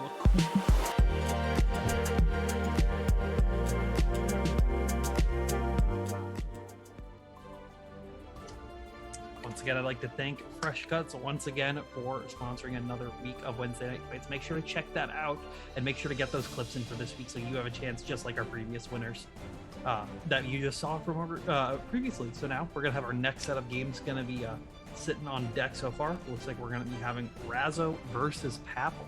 This is I'm gonna real. This is a situation we don't see Razzo in too often. The loser side of the bracket, that is, at least this early on into into a top 8. So they're gonna have to see if they're able to get the work, if they're gonna able to pressure through, or if Papel's gonna be able to control the pace. Because this Faust Leo, this is a matchup that at least I, as a Leo personally, I don't like playing. I would rather avoid it. I'd rather fight Happy Chaos 8 days a week than fight a Faustin bracket. I mean, we've seen Papel not only have the lockdown, but have the approach to go through, and opposing Axel, who, you know, some might say is a bit of an awkward matchup for them. But it's really going to come down to what difference does Papel want to bring in terms of his neutral? Does he want to commit more to the like pseudo zoning style with far range while keeping Leo at bay? Does he want to continue a lockdown to push him into the corner? And what is Razzle's really response to whatever Papel's throwing at them? I really think Faust is a character that can do almost any sort of generic gameplay style when you put when the RNG suits them. So what are we going to get in with Papel's choices, and what is Razzle going to bring to counter that, if at all? Yeah, it's definitely something that we're gonna have to see through some decision making. Razzo's not a stranger to this matchup, but neither is Papel really. I think one thing that you'll see from Papel as a starter is they're very item toss oriented. They're pretty much focusing primarily on that style. You can see that through the previous game versus Trevor Sue. If they were able to create the space to get items, they were gonna press 236P until they couldn't. So I think that will be something that will be very useful versus most Leos, but Razzo's willing to take that gamble and pull the aggression in situations where other Leos would just keep it a little bit more calm, where you might see dash blocking or just trying to IAD forward. Razzo might dash 5k to close that game, dash 6k to try to face going. You can already see from the get-go. Yep. Speak of the devil, getting the round start like that is beautiful. That might just be round end there, especially when you're baiting bursts like that. This won't. Will it kill? Will it kill? That's the question of the day. Not quite. Sliver of life left, but you wish you were dead because now you got to hold that mix. Yep, and that's the quickness that you get with the Leo right here. Definitely. And then a DT right at the round start. Razzo is just keeping it toxic in 2022 and finds the low once again, setting the pace in exactly where they want to be. Already putting themselves into another touch situation, but the reset to neutral allows Papel to find a hit and get the item off the rep. So now Papel gets to start playing a little bit of guilty here, but PRC into the DP once again, with the RRC as well to keep them in the corner. Oh my god. Yep. Doth it slay this time? It do. And Razzo taking the first game over Papel in quick fashion. Yeah, I mean, so fast, a lot of people could barely even catch up, including myself there, man. Like, the round start flash was obviously a call to immediately say, like, look, I know Papel's gonna try to really establish a neutral game plan from round start, especially after the beating that he got in the first round. And I'm going to call it out with some invincible forward moving options. Really smart stuff there from Razzo. We're going to get both players back in just a second. But like, if you're Papel, what do you do? What do you do? The old adage is just block. I saw him try to block the first game. It did not end well. Well, you found the opportunities as when you tried to press up. So Razzo smelt blood just like there once again. Keep it in the corner, but finds a good air counter hit right there. Now items coming out, thrown down to the corner. An excellent decision from Razzo right there. Goes for the back throw to not keep them in the corner, but to space them out so that they pick up the mini bounce combo, knowing that they can keep that pressure going and put them into the corner. But item toss super is going to be a great start for Papel, and they're going to do it again. The double bomb trumpet. Oh my goodness, that is a parade in the half coming through. Who will you put the net up? And you can see, this is like I was saying earlier, once Papel gets the space and just toss items, they're going to do it non-stop. But you've got to hold this mix from Leo right here, gets thrown into the corner, and now you're in the blender. It's so hard to deal with immediate back turn overhead into the super to stay safe and stay Faust's dead. Now Razzo quickly pushing forward. Tries to go for a 6P from the match after the 2K right there, but doesn't have it. Gets the HDP, and now you're in back turn Mix City. Throws the overhead once again, hold it a third time. See, nice back dash, but not able to get a full punish because that back turn K recovery is so quick. I tell you, I don't know what is more unpredictable, the RNG on these item tosses or the mix-up that Razzo is bringing you right now. Thankfully, Papel gets a chance to stop things by getting the back throw, setting up another item toss with all bombs in the corner right now. The most massive explosion you could ever see. but unfortunately Razo is still going to be able to escape from the corner, throwing out these booms, making his approach slowly but surely. And right now, going to get through the meteor strike, but Scarecrow saves him. What are these words that I'm even saying right now? We're going to be throwing one more toss. This is so many bombs. This is like 15 bombs in a single game. This is the most I think I've ever seen. Oh my goodness. An Afro finally. It's the first Afro. It's the first Afro. And Apple's gonna use that Afro to the fullest effect to tie that one up. Oh my goodness. Dice rolling sixes all day. Hopefully Apple's going to Vegas in a couple weeks, because that seems like good luck for them there. But I don't know. Definitely don't bet on 2D there, because it is only paying out for Razo. Apple right now, though, has the items to his advantage. Going to be toss again. This payout not so big. Has the mini faust there, at least to stop the onslaught of Razo, but only for so long. And again, Apple's going to toss out another bomb. And I tell you right now, that air throw possibly saved him from the explosion. The gold burst, though, will more or less give Apple a perfect opportunity to set up Scarecrow PRC back toss into a BRC combo. It looks wacky. It's pretty standard at this point. It's wacky, but that's Faust as a whole. Papel utilizing the RNG into their favor, being able to dodge through the landmine and airstrikes just coming through from Papel, but closing it out, keeping it into their favor. And that's what Papel needs. We just need to see through that a couple more games to really help control the space of Razo. But that's also knowledge for Razo right there. That's Razo recognizing, okay, I gave them space. They're just going to toss a million items up. And I'm not prepared for that, because nobody's prepared for RNG. You have to be constantly reacting against that. So they're definitely trying to do their job to close out the space. First coming through, giving him an opportunity to do it again, but right as you would think another item's coming through, scalpel pull, hit him across the skies, hold this mix with the Afro item toss super coming out. Not as many bombs this time around, but still a very scary situation nonetheless. And Afro once again. I tell you, if he gets a small victory in the mid-range, Papel really takes a round quickly. But that being said, Razo has been making the approach a little less successfully in this last game.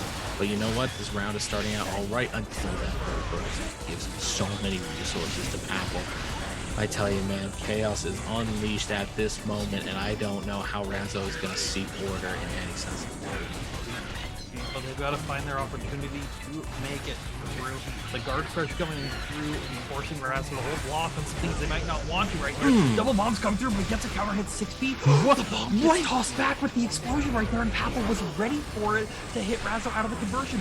Burst coming in to keep him at the corner, and the bomb trade at the very end to close the round. Papel at another level. You're with the loaded dice, it seems, with all these bombs coming out, able to quickly close that one 2-1.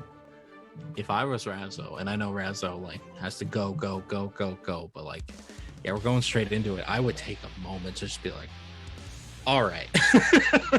All right. You know, I might just unplug the stick and go home at that point, or just go to bed. Nah, like, that was a oh my goodness. Apple just at another level, ready for the situation.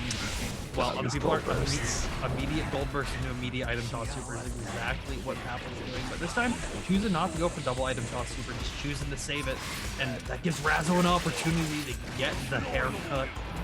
We're now holding the mix. Get mixed on the other side. Now block the overhead.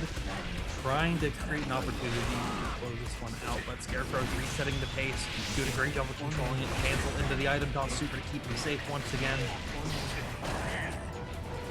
Yeah, right now Razo just cannot keep up with the tempo. Thankfully, gets the air throw into the dust to get a great corner conversion and nearly even out the life at this moment, but he needs to open him up now because I see that bar of tension for Papel, and that is just going to be an item toss. Thankfully, gets the kill and gets the first round in what feels like a hot minute.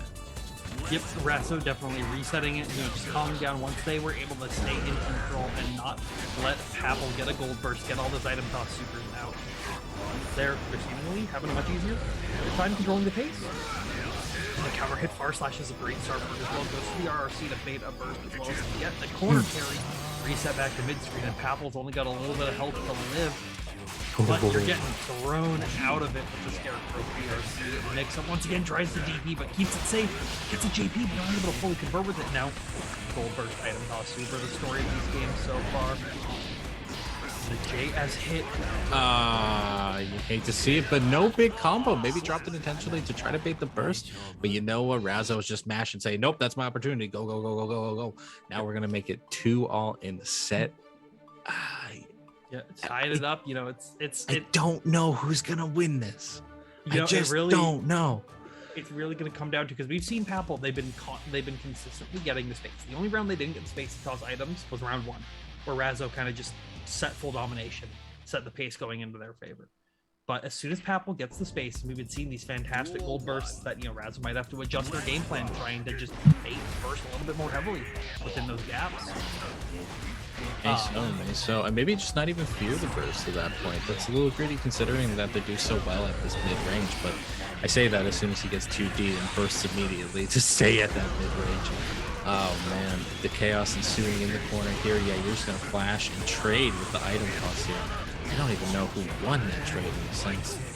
Yeah, so Razo was able to get, there was a lot of small things that happened right there that ended up pretty in Razo's favor towards the very end.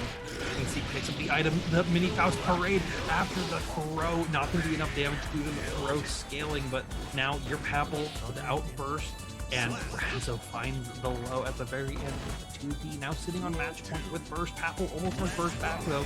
Was able to take it right to 60 and gets the second one. If at first you don't succeed, puff your chest out again and try. All right, Razo right now looking good. Papel right now on the backside. Both of them with burst, and God knows Papel just gets that gold burst again and is gonna hope to keep the chaos going at this full screen.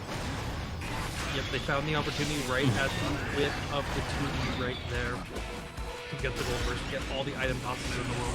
But Razo's also sitting with a healthy chunk of meter on them, so this will spell danger the next time that Papel gets hit. Not able to find the full conversion, and Papel reacts to the throw, able to escape out of it, throws Razo in the corner in kind. Item toss super, you're having to hold all this, just trying to get some space while blocking it. Jumps with the Afro hit. Trying to keep the dream alive, but this is such a hard situation. Using those S booms, DRC forward. Now you're trying to find any kind of opportunity to make Papel go crazy, and finally gets the dash up throw right at the very end at that match point. Razo very nearly taking that game 3-2. I think I lost a few years of my life watching that. That was such insanity. It was definitely crazy right there. You know, that was Razo, that was taming the beast right there. If you've ever seen that through, that was someone who's able to create more chaos than what Razo was able to bring into a game. And you know, we were all at a loss. There were so many different things happening with all the different items, and constantly having to react to what is going on is such a hard thing to do. And Razo was able to very quickly figure out the situations towards the very end. And you saw that right there, utilizing an S-boom when they saw the bomb come down, or they saw like bomb and mini Faust, so they used S-boom to negate both hits of those, so they were able to close a little bit more space and pick up the mini Faust parade, which then forced, you know, it forced the jump from Papel, which then Razo used to close the gap even more. There was so many micro decisions. I'm gonna have to go back and watch that again to just see every single thing that happened. But it's great recognition for both these players and the constant tug of war between the two of them. And you know, we have to give it up for Papel making it this far through that, and hopefully we'll be able to see them in these top 8s through these later weeks. But now we've got, you know, only a couple more games left tonight. That was the Royal Losers quarters, and I believe we've got our winners finals games setting up right now of Test Your Luck versus Remy Celeste. It's going to be the cream of the crop at the moment. 2 last remaining folks in winner's side. I mean, we saw Test Your Luck pulling out something that I don't think, not that people doubted he could do, but people may have not fully expected he could do it, taking out Razo and putting them in loser's side. Definitely like a sign that this is their night. That being said, Remy was looking so clean against his Nago opponent that you'd almost say he was beautifully put to take out Test Your Luck. Absolutely, yeah. This is potentially the Remy sweep that we need through the full bracket right now. Just if they're potentially just fighting Nagos through the majority of the bracket, we'll have to see how these next potential losers games go. But it could just be the story of the night. But there's still a couple different things you have to see with the remaining player base. And right now, Remy Celeste is doing a good job of just controlling the pace, turning this into their favor. Tester Luck having to work very hard to get through it. They don't have a lot of blood left, but finds the bar/series to keep them alive. Allow them to use the specials again. PRC attempts the Bloodsucking Universe, but Remy was prepared for it. Late PRC to block the burst and gets the Axe Bomber to close that first game out. Yeah, I mean, again, that first round can be time to understand where your opponent likes to press and what they do. Right now, Remy is just playing so cool. Like, when he's on the offense, obviously, he's using a lot of his sequences, a lot of his buttons. When he's on defense, very few presses, very few choices made. And it's really going to be test your luck to kind of call the right option to make an opening where there doesn't even seem to appear one. And right now, Remy Celeste is trying to make those opportunities to be as small as possible. Tester Luck sitting with a 97% filled blood gauge, so they're having to utilize those normals, utilize the RC athlete just to stay alive, just to find the opportunity to Beyblade at the corner to close out the round. Very nearly almost. Remy Celeste only needed to sneak left to turn that into their favor. But let's see if Tester Luck's able to keep pacing in their favor like at the end of the game, and so far they are, but what a challenge. What a challenge, and then a command grab. Test your luck, not looking for it. Yeah, it's something we haven't really seen Remy Celeste use all night. Tester Luck's been watching this game and trying to plan around that. Yeah, it's a definite change that Remy Celeste is going to use to try to turn this game into their favor. And once again, Test your luck. But a gold burst is a great start for what they could use to win the round. But Remy Celeste fighting those hits and now trying to get the last overhead they need. But a 2H is going to be a great start. Not close enough to the wall to fully convert it. Can we get one more opening? A trade is not what we need. What we need is a clean hit. Right now, Test Your Luck has the range. He doesn't have the blood gauge, though. Has to be careful with his strikes. Remy, meanwhile, can play it cool, play it back, goes in anyway, and then finally has to commit to the burst and gets baited for it. Test Your Luck taking game number 1. It was such an unfortunate situation. You saw Remy attempt to go for the punish at the very end, but the hit was just slightly too early, maybe a couple frames. It wasn't able to collide, so then Remy had to scramble at the very end, and you saw that Test Your Luck was able to keep it calm and take those eggs over easy instead with the first game going into their favor.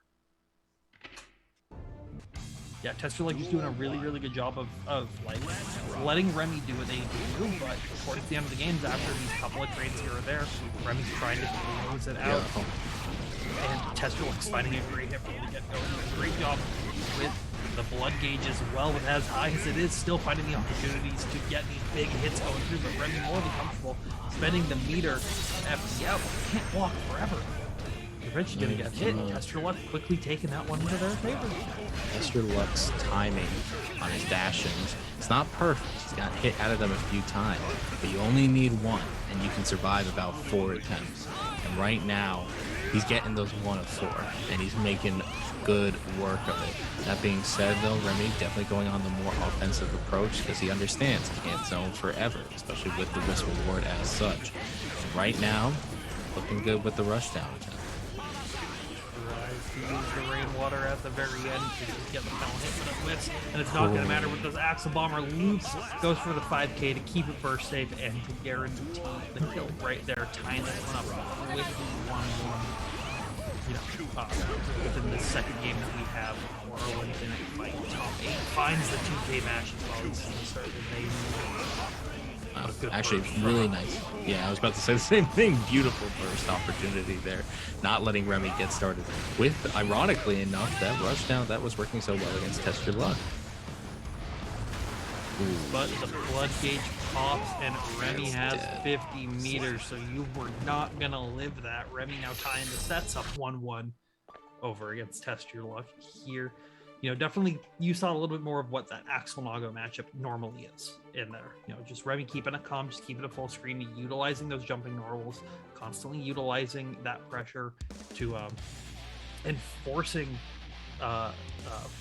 Test Your Luck to spend things on Fukyo, spend things on Beyblade, spend things on Clone, all these things to try to close the gap. But if you're just willing to block it, you're just willing to hold it on the other side of the screen, then you're going to be fine. They're going to use that blood gauge. They're either going to pop or they're not going to have anything to do with it. You can see already through the get-go, Test Your Luck is in that situation once again, almost out of pop as well. Sitting at 99.99 blood right there. Only needs one good hit to turn it into their favor, but Remy Celeste already gets the mix opportunity. Full burst for Test Your Luck, so And now some more than decent blood gauge management. Gets the dust, and holy cow, Bates, I don't even know what happened mid-sky there. I feel like he begged the burst, but just wasn't able to punish. They were so low. Yeah, it was a weird timing on the burst being so low that it made them safe, but it's not even gonna matter when you use that burst in the air. You're gonna get hit back to the ground with the 6H. That's Your Luck turning the pacing that first game and potentially the second one into their favor. It's gonna be big damage at the wall with the 6H. Keeps them at level 2 blood, exactly where they want to be. Versus most of the cast, but this is Axel. They're gonna have to spend a little bit more of that blood to get aggressive. Nice backdash for them to get play 2B at the very end. Onslaught just continues in the corner, Celeste finally having a challenge that can at least push Test Your Luck to the full screen. But you know what? That's never been a problem for Test Your Luck. Test Your Luck has been able to get in again and again and again and again. And it's really been Remy's offense that has even made a dent in this 2-1 set. Yeah, if I don't have blood to stay on the ground, I'll take it to the skies, and Remy wasn't prepared at the very end. Test Your Luck quickly moving this one 2-0. Remy's gonna have a lot to work through to come back through this. This is not the same Nagaryuki that you have fought before. This is different. This is a new human being that you're having to fight against. And you might even have to test your luck against them. You might have to take some chances, but we'll have to see who's able to close it out at the very end, or if Test Your Luck is able to utilize it into their favor in the 2S punish. Right? I think this is going to be a great start, but that's a lot of blood. Wow, the aerial approach is suiting Remy very, very well right now. Both in opening up Test Your Luck for probably delay teching there, but also just in terms of avoiding some of the advancing specials that Test Your Luck is really relying on. Wow, yeah, overextended too much and popped right at the end. Happens to the best of us. It's one of the things Naga. Sometimes you have to take that gamble. Utilize the punish against the ball, but forcing it the second game. Beautiful burst there from Test Your Luck. He's going to dedicate it to keeping this corner, essentially. Remy actually makes a decent challenge. Blood bursts again. Unfortunately, drops the combo and allows Test Your Luck to escape with their life. Doing a great job of getting the utilization in the scramble, but the unfortunate punish is going to allow Test Your Luck to get that point. Now sitting at match point against Celeste. This is not what I was expecting going into this match, to be quite honest. So Test Your Luck's able to fully close it out, utilizing those Fukios to try to create some kind of space for Celeste finally get to that Axel bomb where they wanted last round. And Test Your Luck finds a great series of hits. Yeah, despite having been anti-air, went to the air again, got the side switch, got the corner. Now going to be able to deplete some of that blood with this super. Going to get the hard knockdown as well, and Remy pretty much going to be at guess for game. You are at guess for game, but you're dealing with a ton of blood over on Naga, so they can't make too many risks, but it's going to go down, and especially with the positive bonus, it can turn the tides into their favor, but it's already going all the way back up. It was almost gone, and you're already at the danger zone. Yeah, I think he's going all in. Tries with the dust. Unfortunately, Remy notices it whiffing too late, and then gets whiff punished on the whiff punish attempt. Test Your Luck going to take it 3-1 in the set. Oh, damn. My goodness. What a difference. That was Test Your Luck just really putting the dominance, just really showing like, hey, I'm gonna try to block what you're doing, but I'm also gonna force myself to get in there. I'm gonna be the one who's trying to control for life bar along with my blood gauge. That's the double resource that we're going through. Will they take those trades where they can, just to not to reset the mid screen and then immediately Fukio to close that gap. Just trying to create these opportunities to not allow Remedy to just sit, all the way on the other side of the screen, and just let them 2H, JS, just use all these tools to keep Nago out. Instead, test your luck, force the gap, closed it, and thread the needle to finally close it out. And then they're moving on over to our grand finals, which is going to be coming up soon after these next two, our loser semis, which is going to be Neubenheimer versus Razzo coming up soon. And then the winner of that will end up playing Remy Celeste. But while I got you here, check out the match arena. I know we still got codes left. I know for a fact we still got codes left. So we still got 18 codes left, man. I go know there's a lot else besides the match arena, but it's great to see when the community puts that little bit of effort forward. We're not asking you to donate your money, just a little bit of the time till we check the match arena. That being said, we have the next set in front of us. This is loser semifinals, Razzo versus Neubenheimer. And right now, we've seen this matchup before, not between these two players, but between these two characters. And Razzo seemed to contain it pretty well. Yeah, this is actually, I believe they played 2 Wednesday Night Fights ago.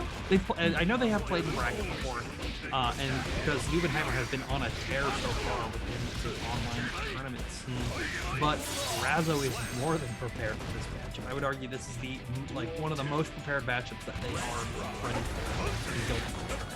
That being said, they should be still feeling some of the phantoms of the plan sitting in winners finals right now. Test your luck. Test your luck is able to show even when you're ready for this matchup, you might not be ready for me.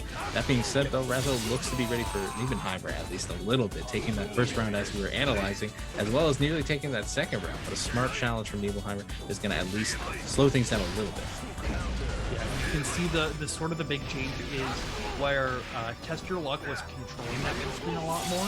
Razzo was able to take that pacing instead and get those preemptive 5Hs to turn the tides into their favor, take the first game of the loser semifinals on their end.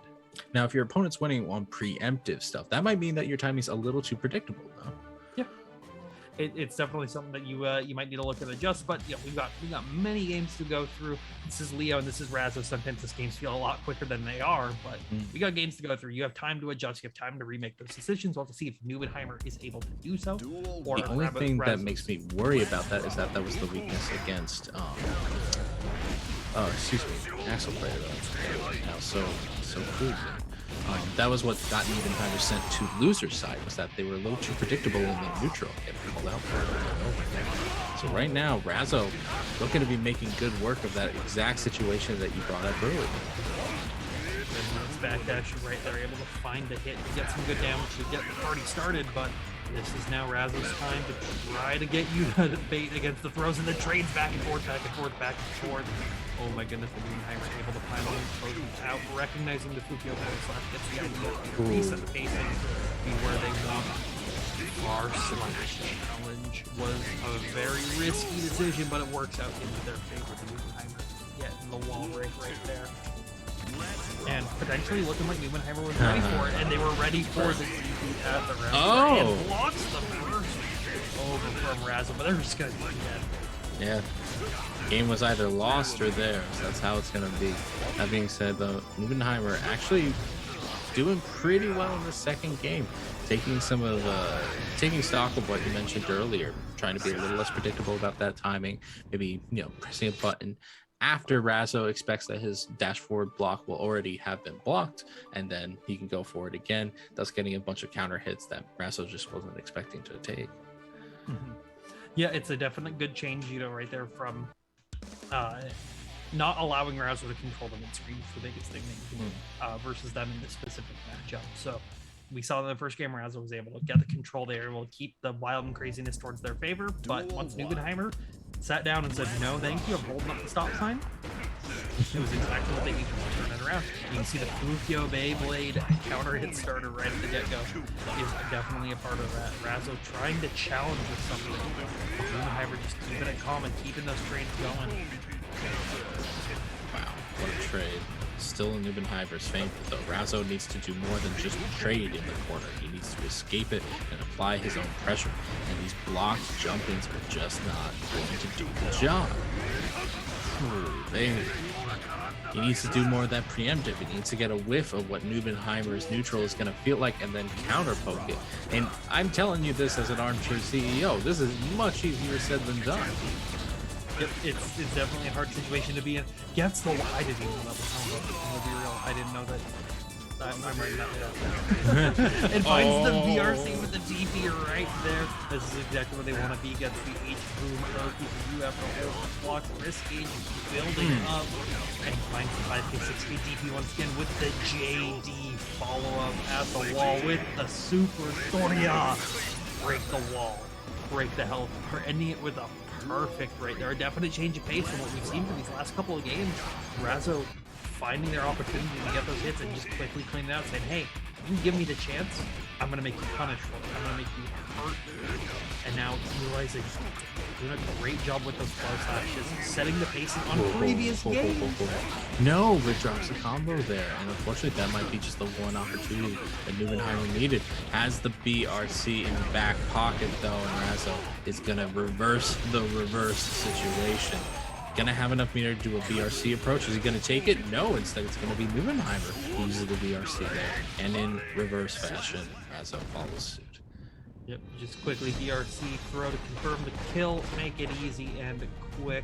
You know, I do like I like the use of the back turn K towards the end of there. I want to say Razo was actually buffering parry behind that.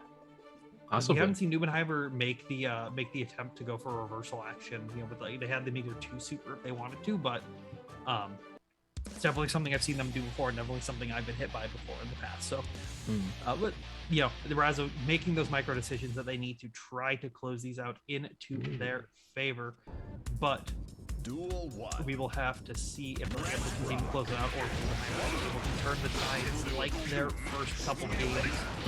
It looks like it's a great start for them, just getting those hits, getting the first in the corner, but you're getting DP'd on that field forward. Yeah, there's the period at the end of that sequence. Unfortunately, period comes too soon for Razo's own sequence there. Gets back thrown out of that side switch attempt, and unfortunately dies in the corner that he had just seconds ago escaped from. Yeah, it's the definite like Nubenheimer recognizing that, hey, last round, I know what happened. I gotta make those changes. And Razo also trying to make that change. Gets the burst right there and tries to 5H grab.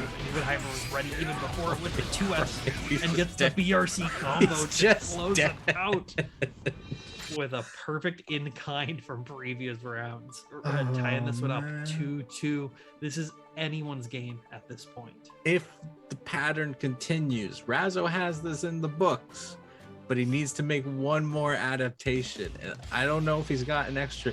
You only have 2 sleeves. You can only pull 2 things out of your sleeves. Hey, you know what? We've got pants. Those have extra sleeves or legs. Basically, right there. You got. I can hide cards up there. We got cards in the stick. We got cards everywhere. We'll have to see if they're able to make a big change. But right now, Nubenheimer is just doing a great job of just Fukyoing control the space, utilizing the 2S as such a good control option. And Razo isn't ready for it to punish with the 5H, but they get the 5K. The DP gets the H boom. Oki in the throw whiffs with a delayed backdash on it. Now, an interesting situation right there. Nubenheimer gets it traded into their favor. Gets the counter hit 5H as well. There's such a tepidness from the round start on both sides.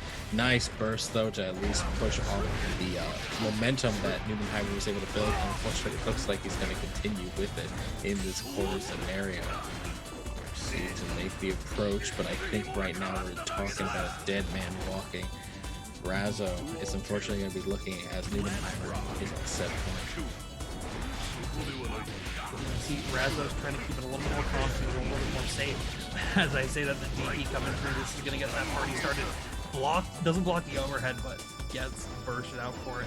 Now trying to utilize that guard point on a 5H to close the space, but Nubenheimer's doing a great job of using 2S to close that down.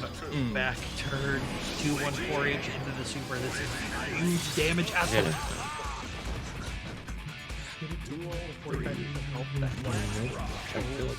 That just killed right there, but unfortunately you're gonna get anti-air. Nubenheimer is not dissuaded from that round end. It is double set point, by the way, for tournament life at this stage in the game. Gonna pop there. I feel like this should kill, but it's tight. At the corner with blood pop and the back turn super. That's exactly what Razo needs to close that one out. A very risky attempt from Nubenheimer right there to go for the blood gauge, but Razo kept it calm and saying, I was able to block the storm that is approaching. take that one very clean. Moving on to the losers finals against Remy Celeste.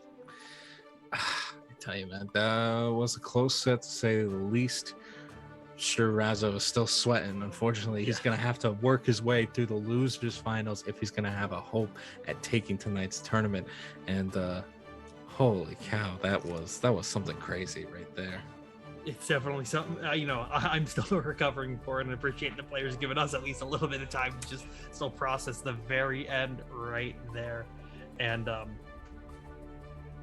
oh my goodness. You know what they give us time to? They give us time to process the match Reno that we've been mentioning tonight.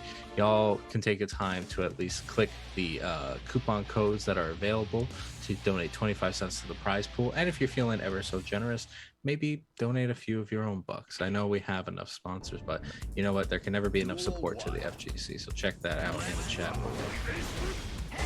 We'll see our early DP from Razzo trying to get another fresh cut moment right there, but Remy Celeste is more than ready to just block it, and they're now finding the trades, and this is exactly where Remy Celeste wants to be. Just utilizing those good normals, controlling the spacing from Razzo's game plan, and gets a hit with the side swap as well. Tries to DP to clash with the red center right there, but wasn't able to get it. PRC out to keep him safe from the command grab whipping. And Razzo now looking like an Under Night player, just dash blocking through, but you can't dash block forever. Gets hit with a close slash. Remy Celeste looking like they are they're in control of the game of the start. See, Razzo can really make these major changes that they need to keep themselves alive, but run up throw keeps them down. Get hit with the change. Nice IBF. So the reset is basic. I cannot believe how well Remy is keeping this man at bay. His rushdowns have been so persistent, so consistent, and yet Remy has been even more consistent in not only keeping him at bay, but doing a significant amount of damage along the way. You might as well call them the tax man at this point, because every approach you make is taking at least 25% of your life. Yep. Yeah, and that was Remy Celeste able to just quickly close it out right there, taking those quarters, putting it in the pocket. That adds up to $1 at the very end, and really just wanting to say, hey, I know what you're trying to do. I know where you're trying to get him through. Let's just not have that happen. Okay, we both know where I'm good. I'm gonna stay over here, stay 6 feet apart, social distance without my mask on. But Razzo right now doing a great job of controlling the early and saying, no, I want a hug. You're having to hold these close lashes. Oh my god. Doing a beautiful job of utilizing those plus frames and trying to get Remy to mash on the throw right there. You can see Razzo does a great job of using the close slashes through multiple shots, or through multiple games in the same turn. As you saw, they did the same thing early on versus Apple. But when they got to Mubenheimer, they switched it up and immediately did double throw. Now they're back to Remy Celeste, quickly just keep those buttons pressing. They're doing a great job right now of controlling everything. Nice block right there, not giving Remy Celeste the punch after the double RCs. Razzo definitely being experimental with his approach. The double RC there, trying to get an opening and kind of getting one a little bit there, but yeah, Remy just, again, it's really hard to break this player. It's really hard to kind of make them lose their cool. And you notice this is not similar to, this is dissimilar to their Nago fights. They're not making the approach anymore. They're being very calm at letting Razzo make the approach entirely themselves. Unfortunately, this time it works out for Razzo, gets the corner, giving the throw, getting the overhead, and I think that kills. Oh, not quite. The guts rating on there, keep it alive, has a little bit of scaling on it, so it's not going to be the biggest damage possible. Nice throw tech MDF there, recognizing the situation, but now you still have a lot to work through. But Remy only needs, or Razzo only needs one hit to get Remy out. One hit is a big thing to ask for at this, considering how the games have been going, though. And right now, finally gets the empty jump throw that they needed. Quickly tying this one up, keeping it alive. Remy, though, still has burst. Razzo almost back on death, but Remy's going to utilize that early on. Just keep the pressure going. Just try to stay safe. Control the space that Razzo wants to get through. But Razzo now finding an opportunity to get in, and Remy just escapes out of it, saying, IAD, no thank you, I am good. watching those explosions happen. Right now, Remy back in control where they want to be. And even though Razzo has burst, I don't see them using it for the rest of the round. Maybe offensively, but yeah, it's already hard to burst versus Axel in general, but sometimes you got to use it where you can. Tries to go for H-Move Oki, but throws, respectively gets the cross up, tries to bait the burst as well. Tap dust, RC. Burst finally coming out for Remy at the very end, and now Razzo does not have the opportunity to make a mistake right here. Throw tech for both these players. And gets the low at the very end. Remy doing a great job of jumping right at the last second right there to force the charge away from Razzo. So Razzo couldn't DP as soon as they tried to do anything. I've seen Razzo time and time again utilize flash kick to clash with Renson coming through. And because you clash with it, then you immediately get the FD on it. It stops whatever they're doing with it, or you can do it and do a run through. There's a lot of different things you have access to after the DP clash, but it's a really tight timing to do. And Razzo, I think, was feeling themselves and prepared for it. But Remy saw that, jumped up, forced them to block high, and it made it so that their runs could go through and close out the round, quickly taking it 2-0 over Razzo right now. But Remy only needs a couple games left, while Razzo still needs to work very hard to get through this battlefield on Remy Celeste right now. yeah, right now Remy is being a fantastic matador against the raging bull that is Razzo. Gets through with the flash kick, and you know what? Again, there's been rounds that have gone so heavily out of left field that, you know, Razzo could reverse the situation.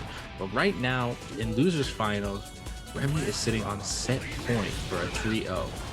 And Razzo finally getting that round start DP like they want. Cross through, blocks the overhead for the stance cancel, but Remy Celeste just checks low and tosses them into the corner.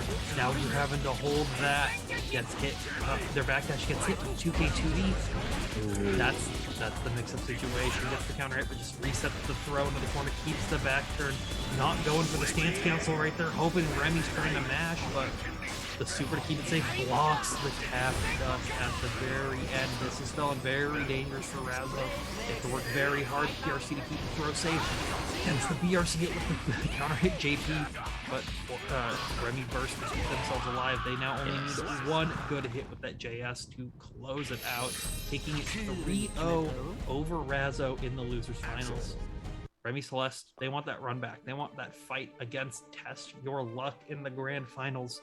But that was an excellent showing from Razzo, coming in the winner's side, getting hit by Test by Luck, and then making the losers run through, almost getting all the way back to the rematch versus Test Your Luck. But Remy Celeste just able to close it out, able to take control of that. And now we got a grand finals coming up.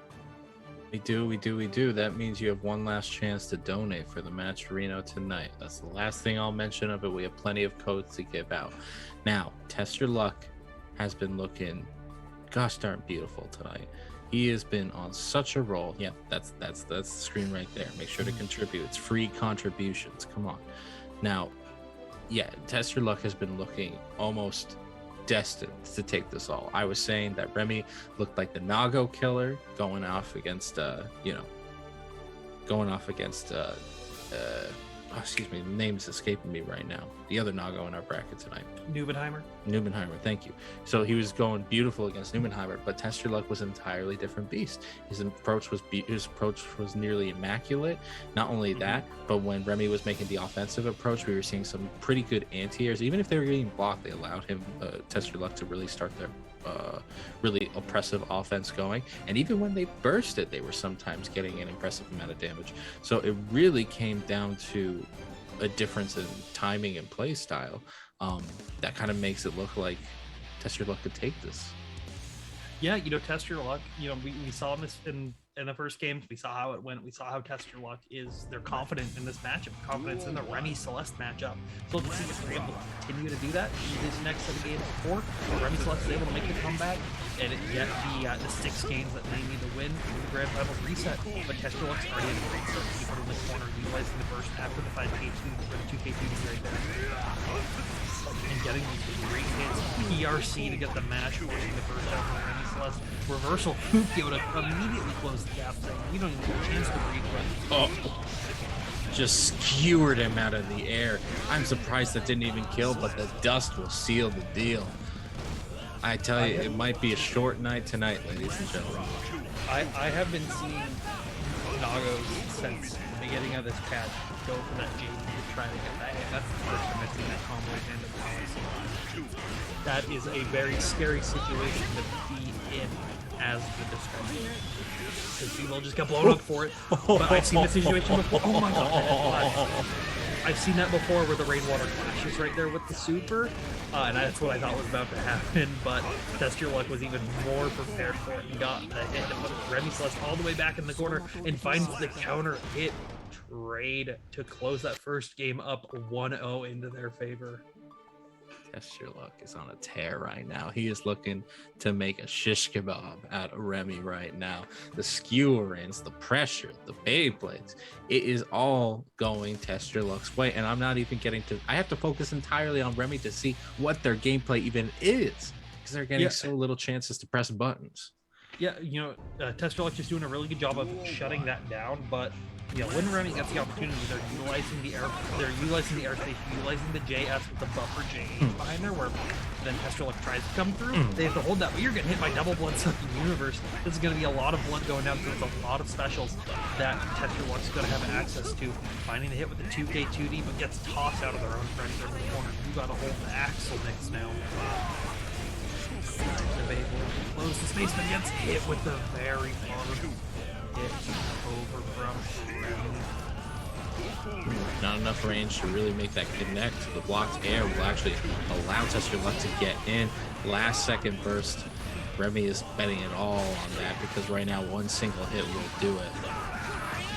Yeah, really believe in this round though. For both of these players, one hit's all that they need and gets the new air throw RC, but burst finally coming out with Test Your Luck at the last minute right there.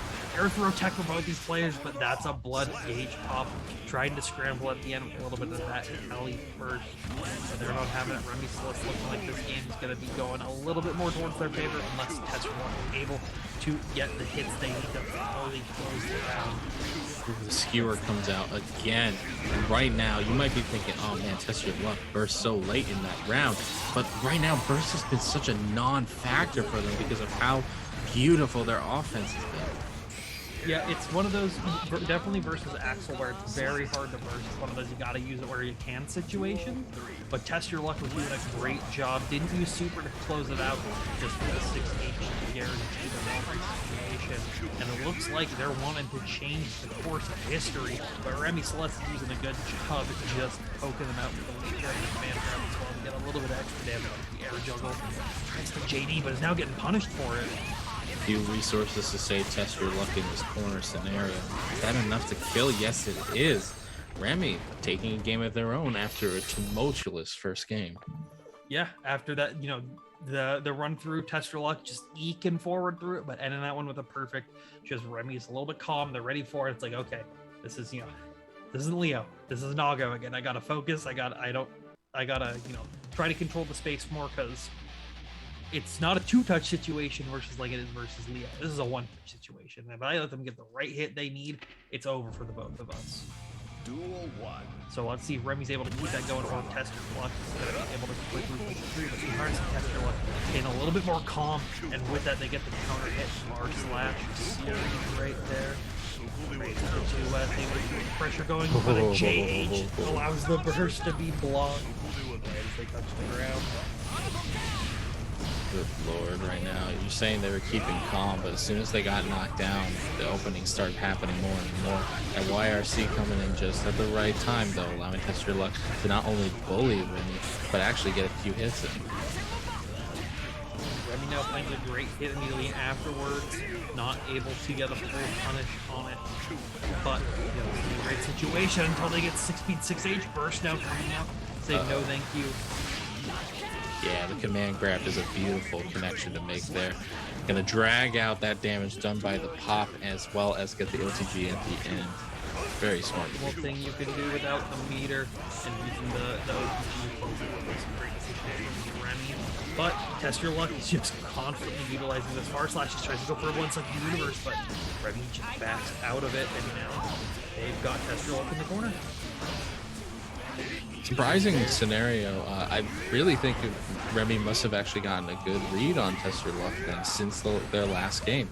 Test Your Luck had been like almost unabated in terms of getting in on Remy. And meanwhile, right now, it's quite the inverse situation. Remy's doing remarkably well at keeping Test Your Luck at bay and then punishing them for the attempts in. And it's surprising that how much has changed in just a few games.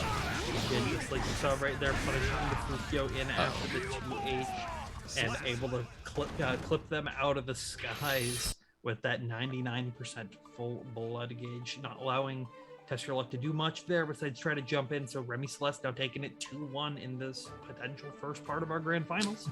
We've seen Test Your Luck make these kind of comebacks before, so we'll have to see if they're able to do it or if Remy's able to get us to the reset. I mean, the way the momentum's been running, Remy looks like they could keep this up for a while, but that being said, it has to be straining, making all these calls. It's definitely, it's a lot of pressure, especially this late at night where we appreciate everyone coming out to watch this grand finals that's happening. Gets thrown out of there. This is now Test Your Luck's turn. Tries to jump out of it, gets hit with the JK falling to block the burst as well with the super at the corner. Break the wall, not dead just yet. But that's also not a lot of life to work with. That's not a lot of blood to work with, so Test Your Luck has to be very careful. But a tap dust immediately after the punch. Test Your Luck giving a little bit of space for Remy, assuming that they were going to make the approach. And while the approach did come, it came from a lot farther away than they probably were expecting. Still has the anti-air from near 3/4 screen. The man looking like Sagat. But right now, Remy's still having the challenge, gets the anti-air of their own. Their life is low on Test Your Luck, and the blood gauge is high. Oh, and it's gone. Gets the blood-sucking universe at the last second. I thought that blood gauge was on top, but Test Your Luck was more prepared for it than I. Reversal super coming through after him. I thought a button was being pressed right there, but they're going to get a full punish into the corner. Test Your Luck tying these games up 2-2. What an excellent blood-sucking universe right at the end right there for Test Your Luck. That was full. You were a frame away from popping, and they were able to get it and get the full punish on the super as well. You have to wonder if Remy saw the blood gauge themselves, maybe expected, you know what, it's too obvious. They never go for it. And it actually came. It came, and he got all of those resources back immediately. And that's probably why you saw the reversal super as well. A little bit of frustration. Yeah, just one of those, I'm going to make them try to mash, they're going to just keep that mashing on me like they've been doing before. I'm going to reverse the super. The first one I think I've seen of them in this entire top 8. So it's definitely an unexpected thing, but Test Your Luck was ready for the panic. And now Remy, it was looking like they were in a good spot, but Test Your Luck once again getting the pressure. Making blood shed right now. The blood meter is in a good place for Test Your Luck. Just needs one anti-air, but instead Remy's gonna get the jump in. Gets the delay button, unfortunately not to a fantastic combo. But even then, there's still a chance that Remy could take just this round. Yeah, that's a lot of blood gauge, so Test Your Luck doesn't have that option available to them. They have to just try to jump in to close the gap, which is the hardest thing to do, having to spend that meter on empty just to stay alive. But they only need one good hit versus Remy to really close this one out. Remy trying to close the gap, tries to Fukio to do something, but Remy's not able to get it, tries to clone as well for the last minute scramble right there, but Remy was prepared for it, jumps away, gets the command grab on the ground, now putting them on reset point against Test Your Luck. Look at the blood gauge just spiking again. Test Your Luck getting very aggressive, hoping that the same tactic from last game would work out again, and unfortunately Celeste is not hoping for a repeat in history. The gold burst not really working out, but not getting punished either. Yeah, gold bursts are a little hard to punish. Uses the Fukio immediately on reversal once again. RCs from both players, and he's able to get the challenge on it as well. Blood gauge pops, and Remy closes that one out 3-2. We got ourselves a reset over here. Got ourselves a reset after a 2-2 situation. I thought this night was about to be short. In fact, it is about to be the inverse. Remy having reset the bracket right now, is in a good stage. However, Test Your Luck has been able to shift gears so rapidly that it could easily go into a 3-0 scenario. So keep your eyes open, because who knows where this is going to go. Anything is possible, especially within Guilty Gear Strive. So to see who is going to be the one to able to firmly close this out, or who, we'll see if Remy can keep the momentum going. We'll see if Test Your Luck can change the pacing up, change what they want to do in these games. But you can already see that blood gauge, 7 seconds in, already at 2 bars. Being very high, but they finally hit the falling JK, now forcing the burst after the second 6H, huge damage and corner pressure with a good amount of blood to keep them safe, but instead they're having to jump in with the homing attacks, and Remy's doing a great job of anti-air, controlling space, just holding up stop signs to the left and right like a traffic officer. But BRC out. I had the anti-air attempt, but it just so happened that their forward movement put them on the wrong side. All right, Test Your Luck losing a little bit of the grip of the pace of the match, letting things get just a little bit out of hand. Nice IBF, he's on the punish as well, getting a good hit right there. God. But blood gauge pops, and now you're getting hit by the commander. That's big damage, and he attempted the burst afterwards, but Remy's not able to get the punish. Blood gauge cooled out as well to keep them safe and allow them to block what Remy's about to do. So this could still be a huge comeback for Test Your Luck. Gets a throw. This is going to be a great start for what they need, but Remy finds the air hit and did the immediate Axle Bomber to quickly close that one out, putting the first point on the reset in their favor. I tell you right now, I feel like we have a bit of a case of lead foot at the moment. It feels like Test Your Luck is just going 1,000 miles an hour. It doesn't care how many cylinder blocks he hits. He's just going to keep going for it. And while you can understand it's working to a degree at the round start, to a degree, the burst resets the situation so frequently. If he's not baiting them perfectly, he doesn't have the blood gauge to make a second attempt. And it honestly feels like what it used to be with anybody against Happy Chaos, where the burst just reset the situation and thus they lost because of it. And right now, Test Your Luck isn't paying attention to that resource enough. It might just be a quick 3-0 for Remy. You can already see the immediate changes happening. There's been a lot more calm with that blood gauge, finding those hits, forcing a burst out from Remy in the corner. Now blood gauge going up, because of the burst rate, they're not able to bring it back down like they want, but still keep it very close to 2-bar range and finding those hits as well. Not able to fully close it out, but Fukio at the very end with the tap dust. If Remy had blocked it, that would have spelled danger for Test Your Luck. He was going to pop right there, come through. Tries to go for the immediate Fukio DP, but Remy just keeping away, not having it, still finds a hit. Test Your Luck is able to really close it out, or Remy's able to keep the dream alive. Burst out, but it resets back to full screen. That's not the kind of burst you want to see over on the Test Your Luck side of the screen. He's still getting in regardless. Blood gauge is still pretty high. Going to continue getting just higher, but you know what? These block normals are actually doing pretty good for Test Your Luck's management. I like the attempt to trying to punish after the 2H, but Test Your Luck just holding after it, saying no, things are good. 6P after the air attempt, shimmies to bait the burst at the very end. Test Your Luck now putting a point on your board, saying it's not going to be a 3-0. We're keeping this one close. Okay. Foot's off the pedal just a smidge. We're still going maybe slightly sub 1,000 miles an hour. Yeah, they go 980 miles an hour. At least we're not burning out the engine. That's the important thing. Yeah, Test Your Luck definitely got an oil change right there. Was able to keep it calm and able to keep the heart alive through these next games. But it's been back and forth. That's all they can do. Back and forth. To see if Test Your Luck's able to try to close it out like he did in the last score. The full adaptations they need to do these long sets of these players have to play. I was gonna say Remy might be looking a little scrambly on the defense, but that forward jump to get out of the corner was spectacular. And a nice hit on the jump, and right there gets the cross up. Test Your Luck does not have a lot of lucky to work with, and the next hit from Remy will spell danger, but they missed the full conversion off of it. Gets the trade going into Test Your Luck's favor. Blood-sucking universe. This is going to be a great starter, but the first slash misses. This is now going to be, his chance to try to make a comeback after that unfortunate drop. JH coming through and able to officially close it out after the end of that block.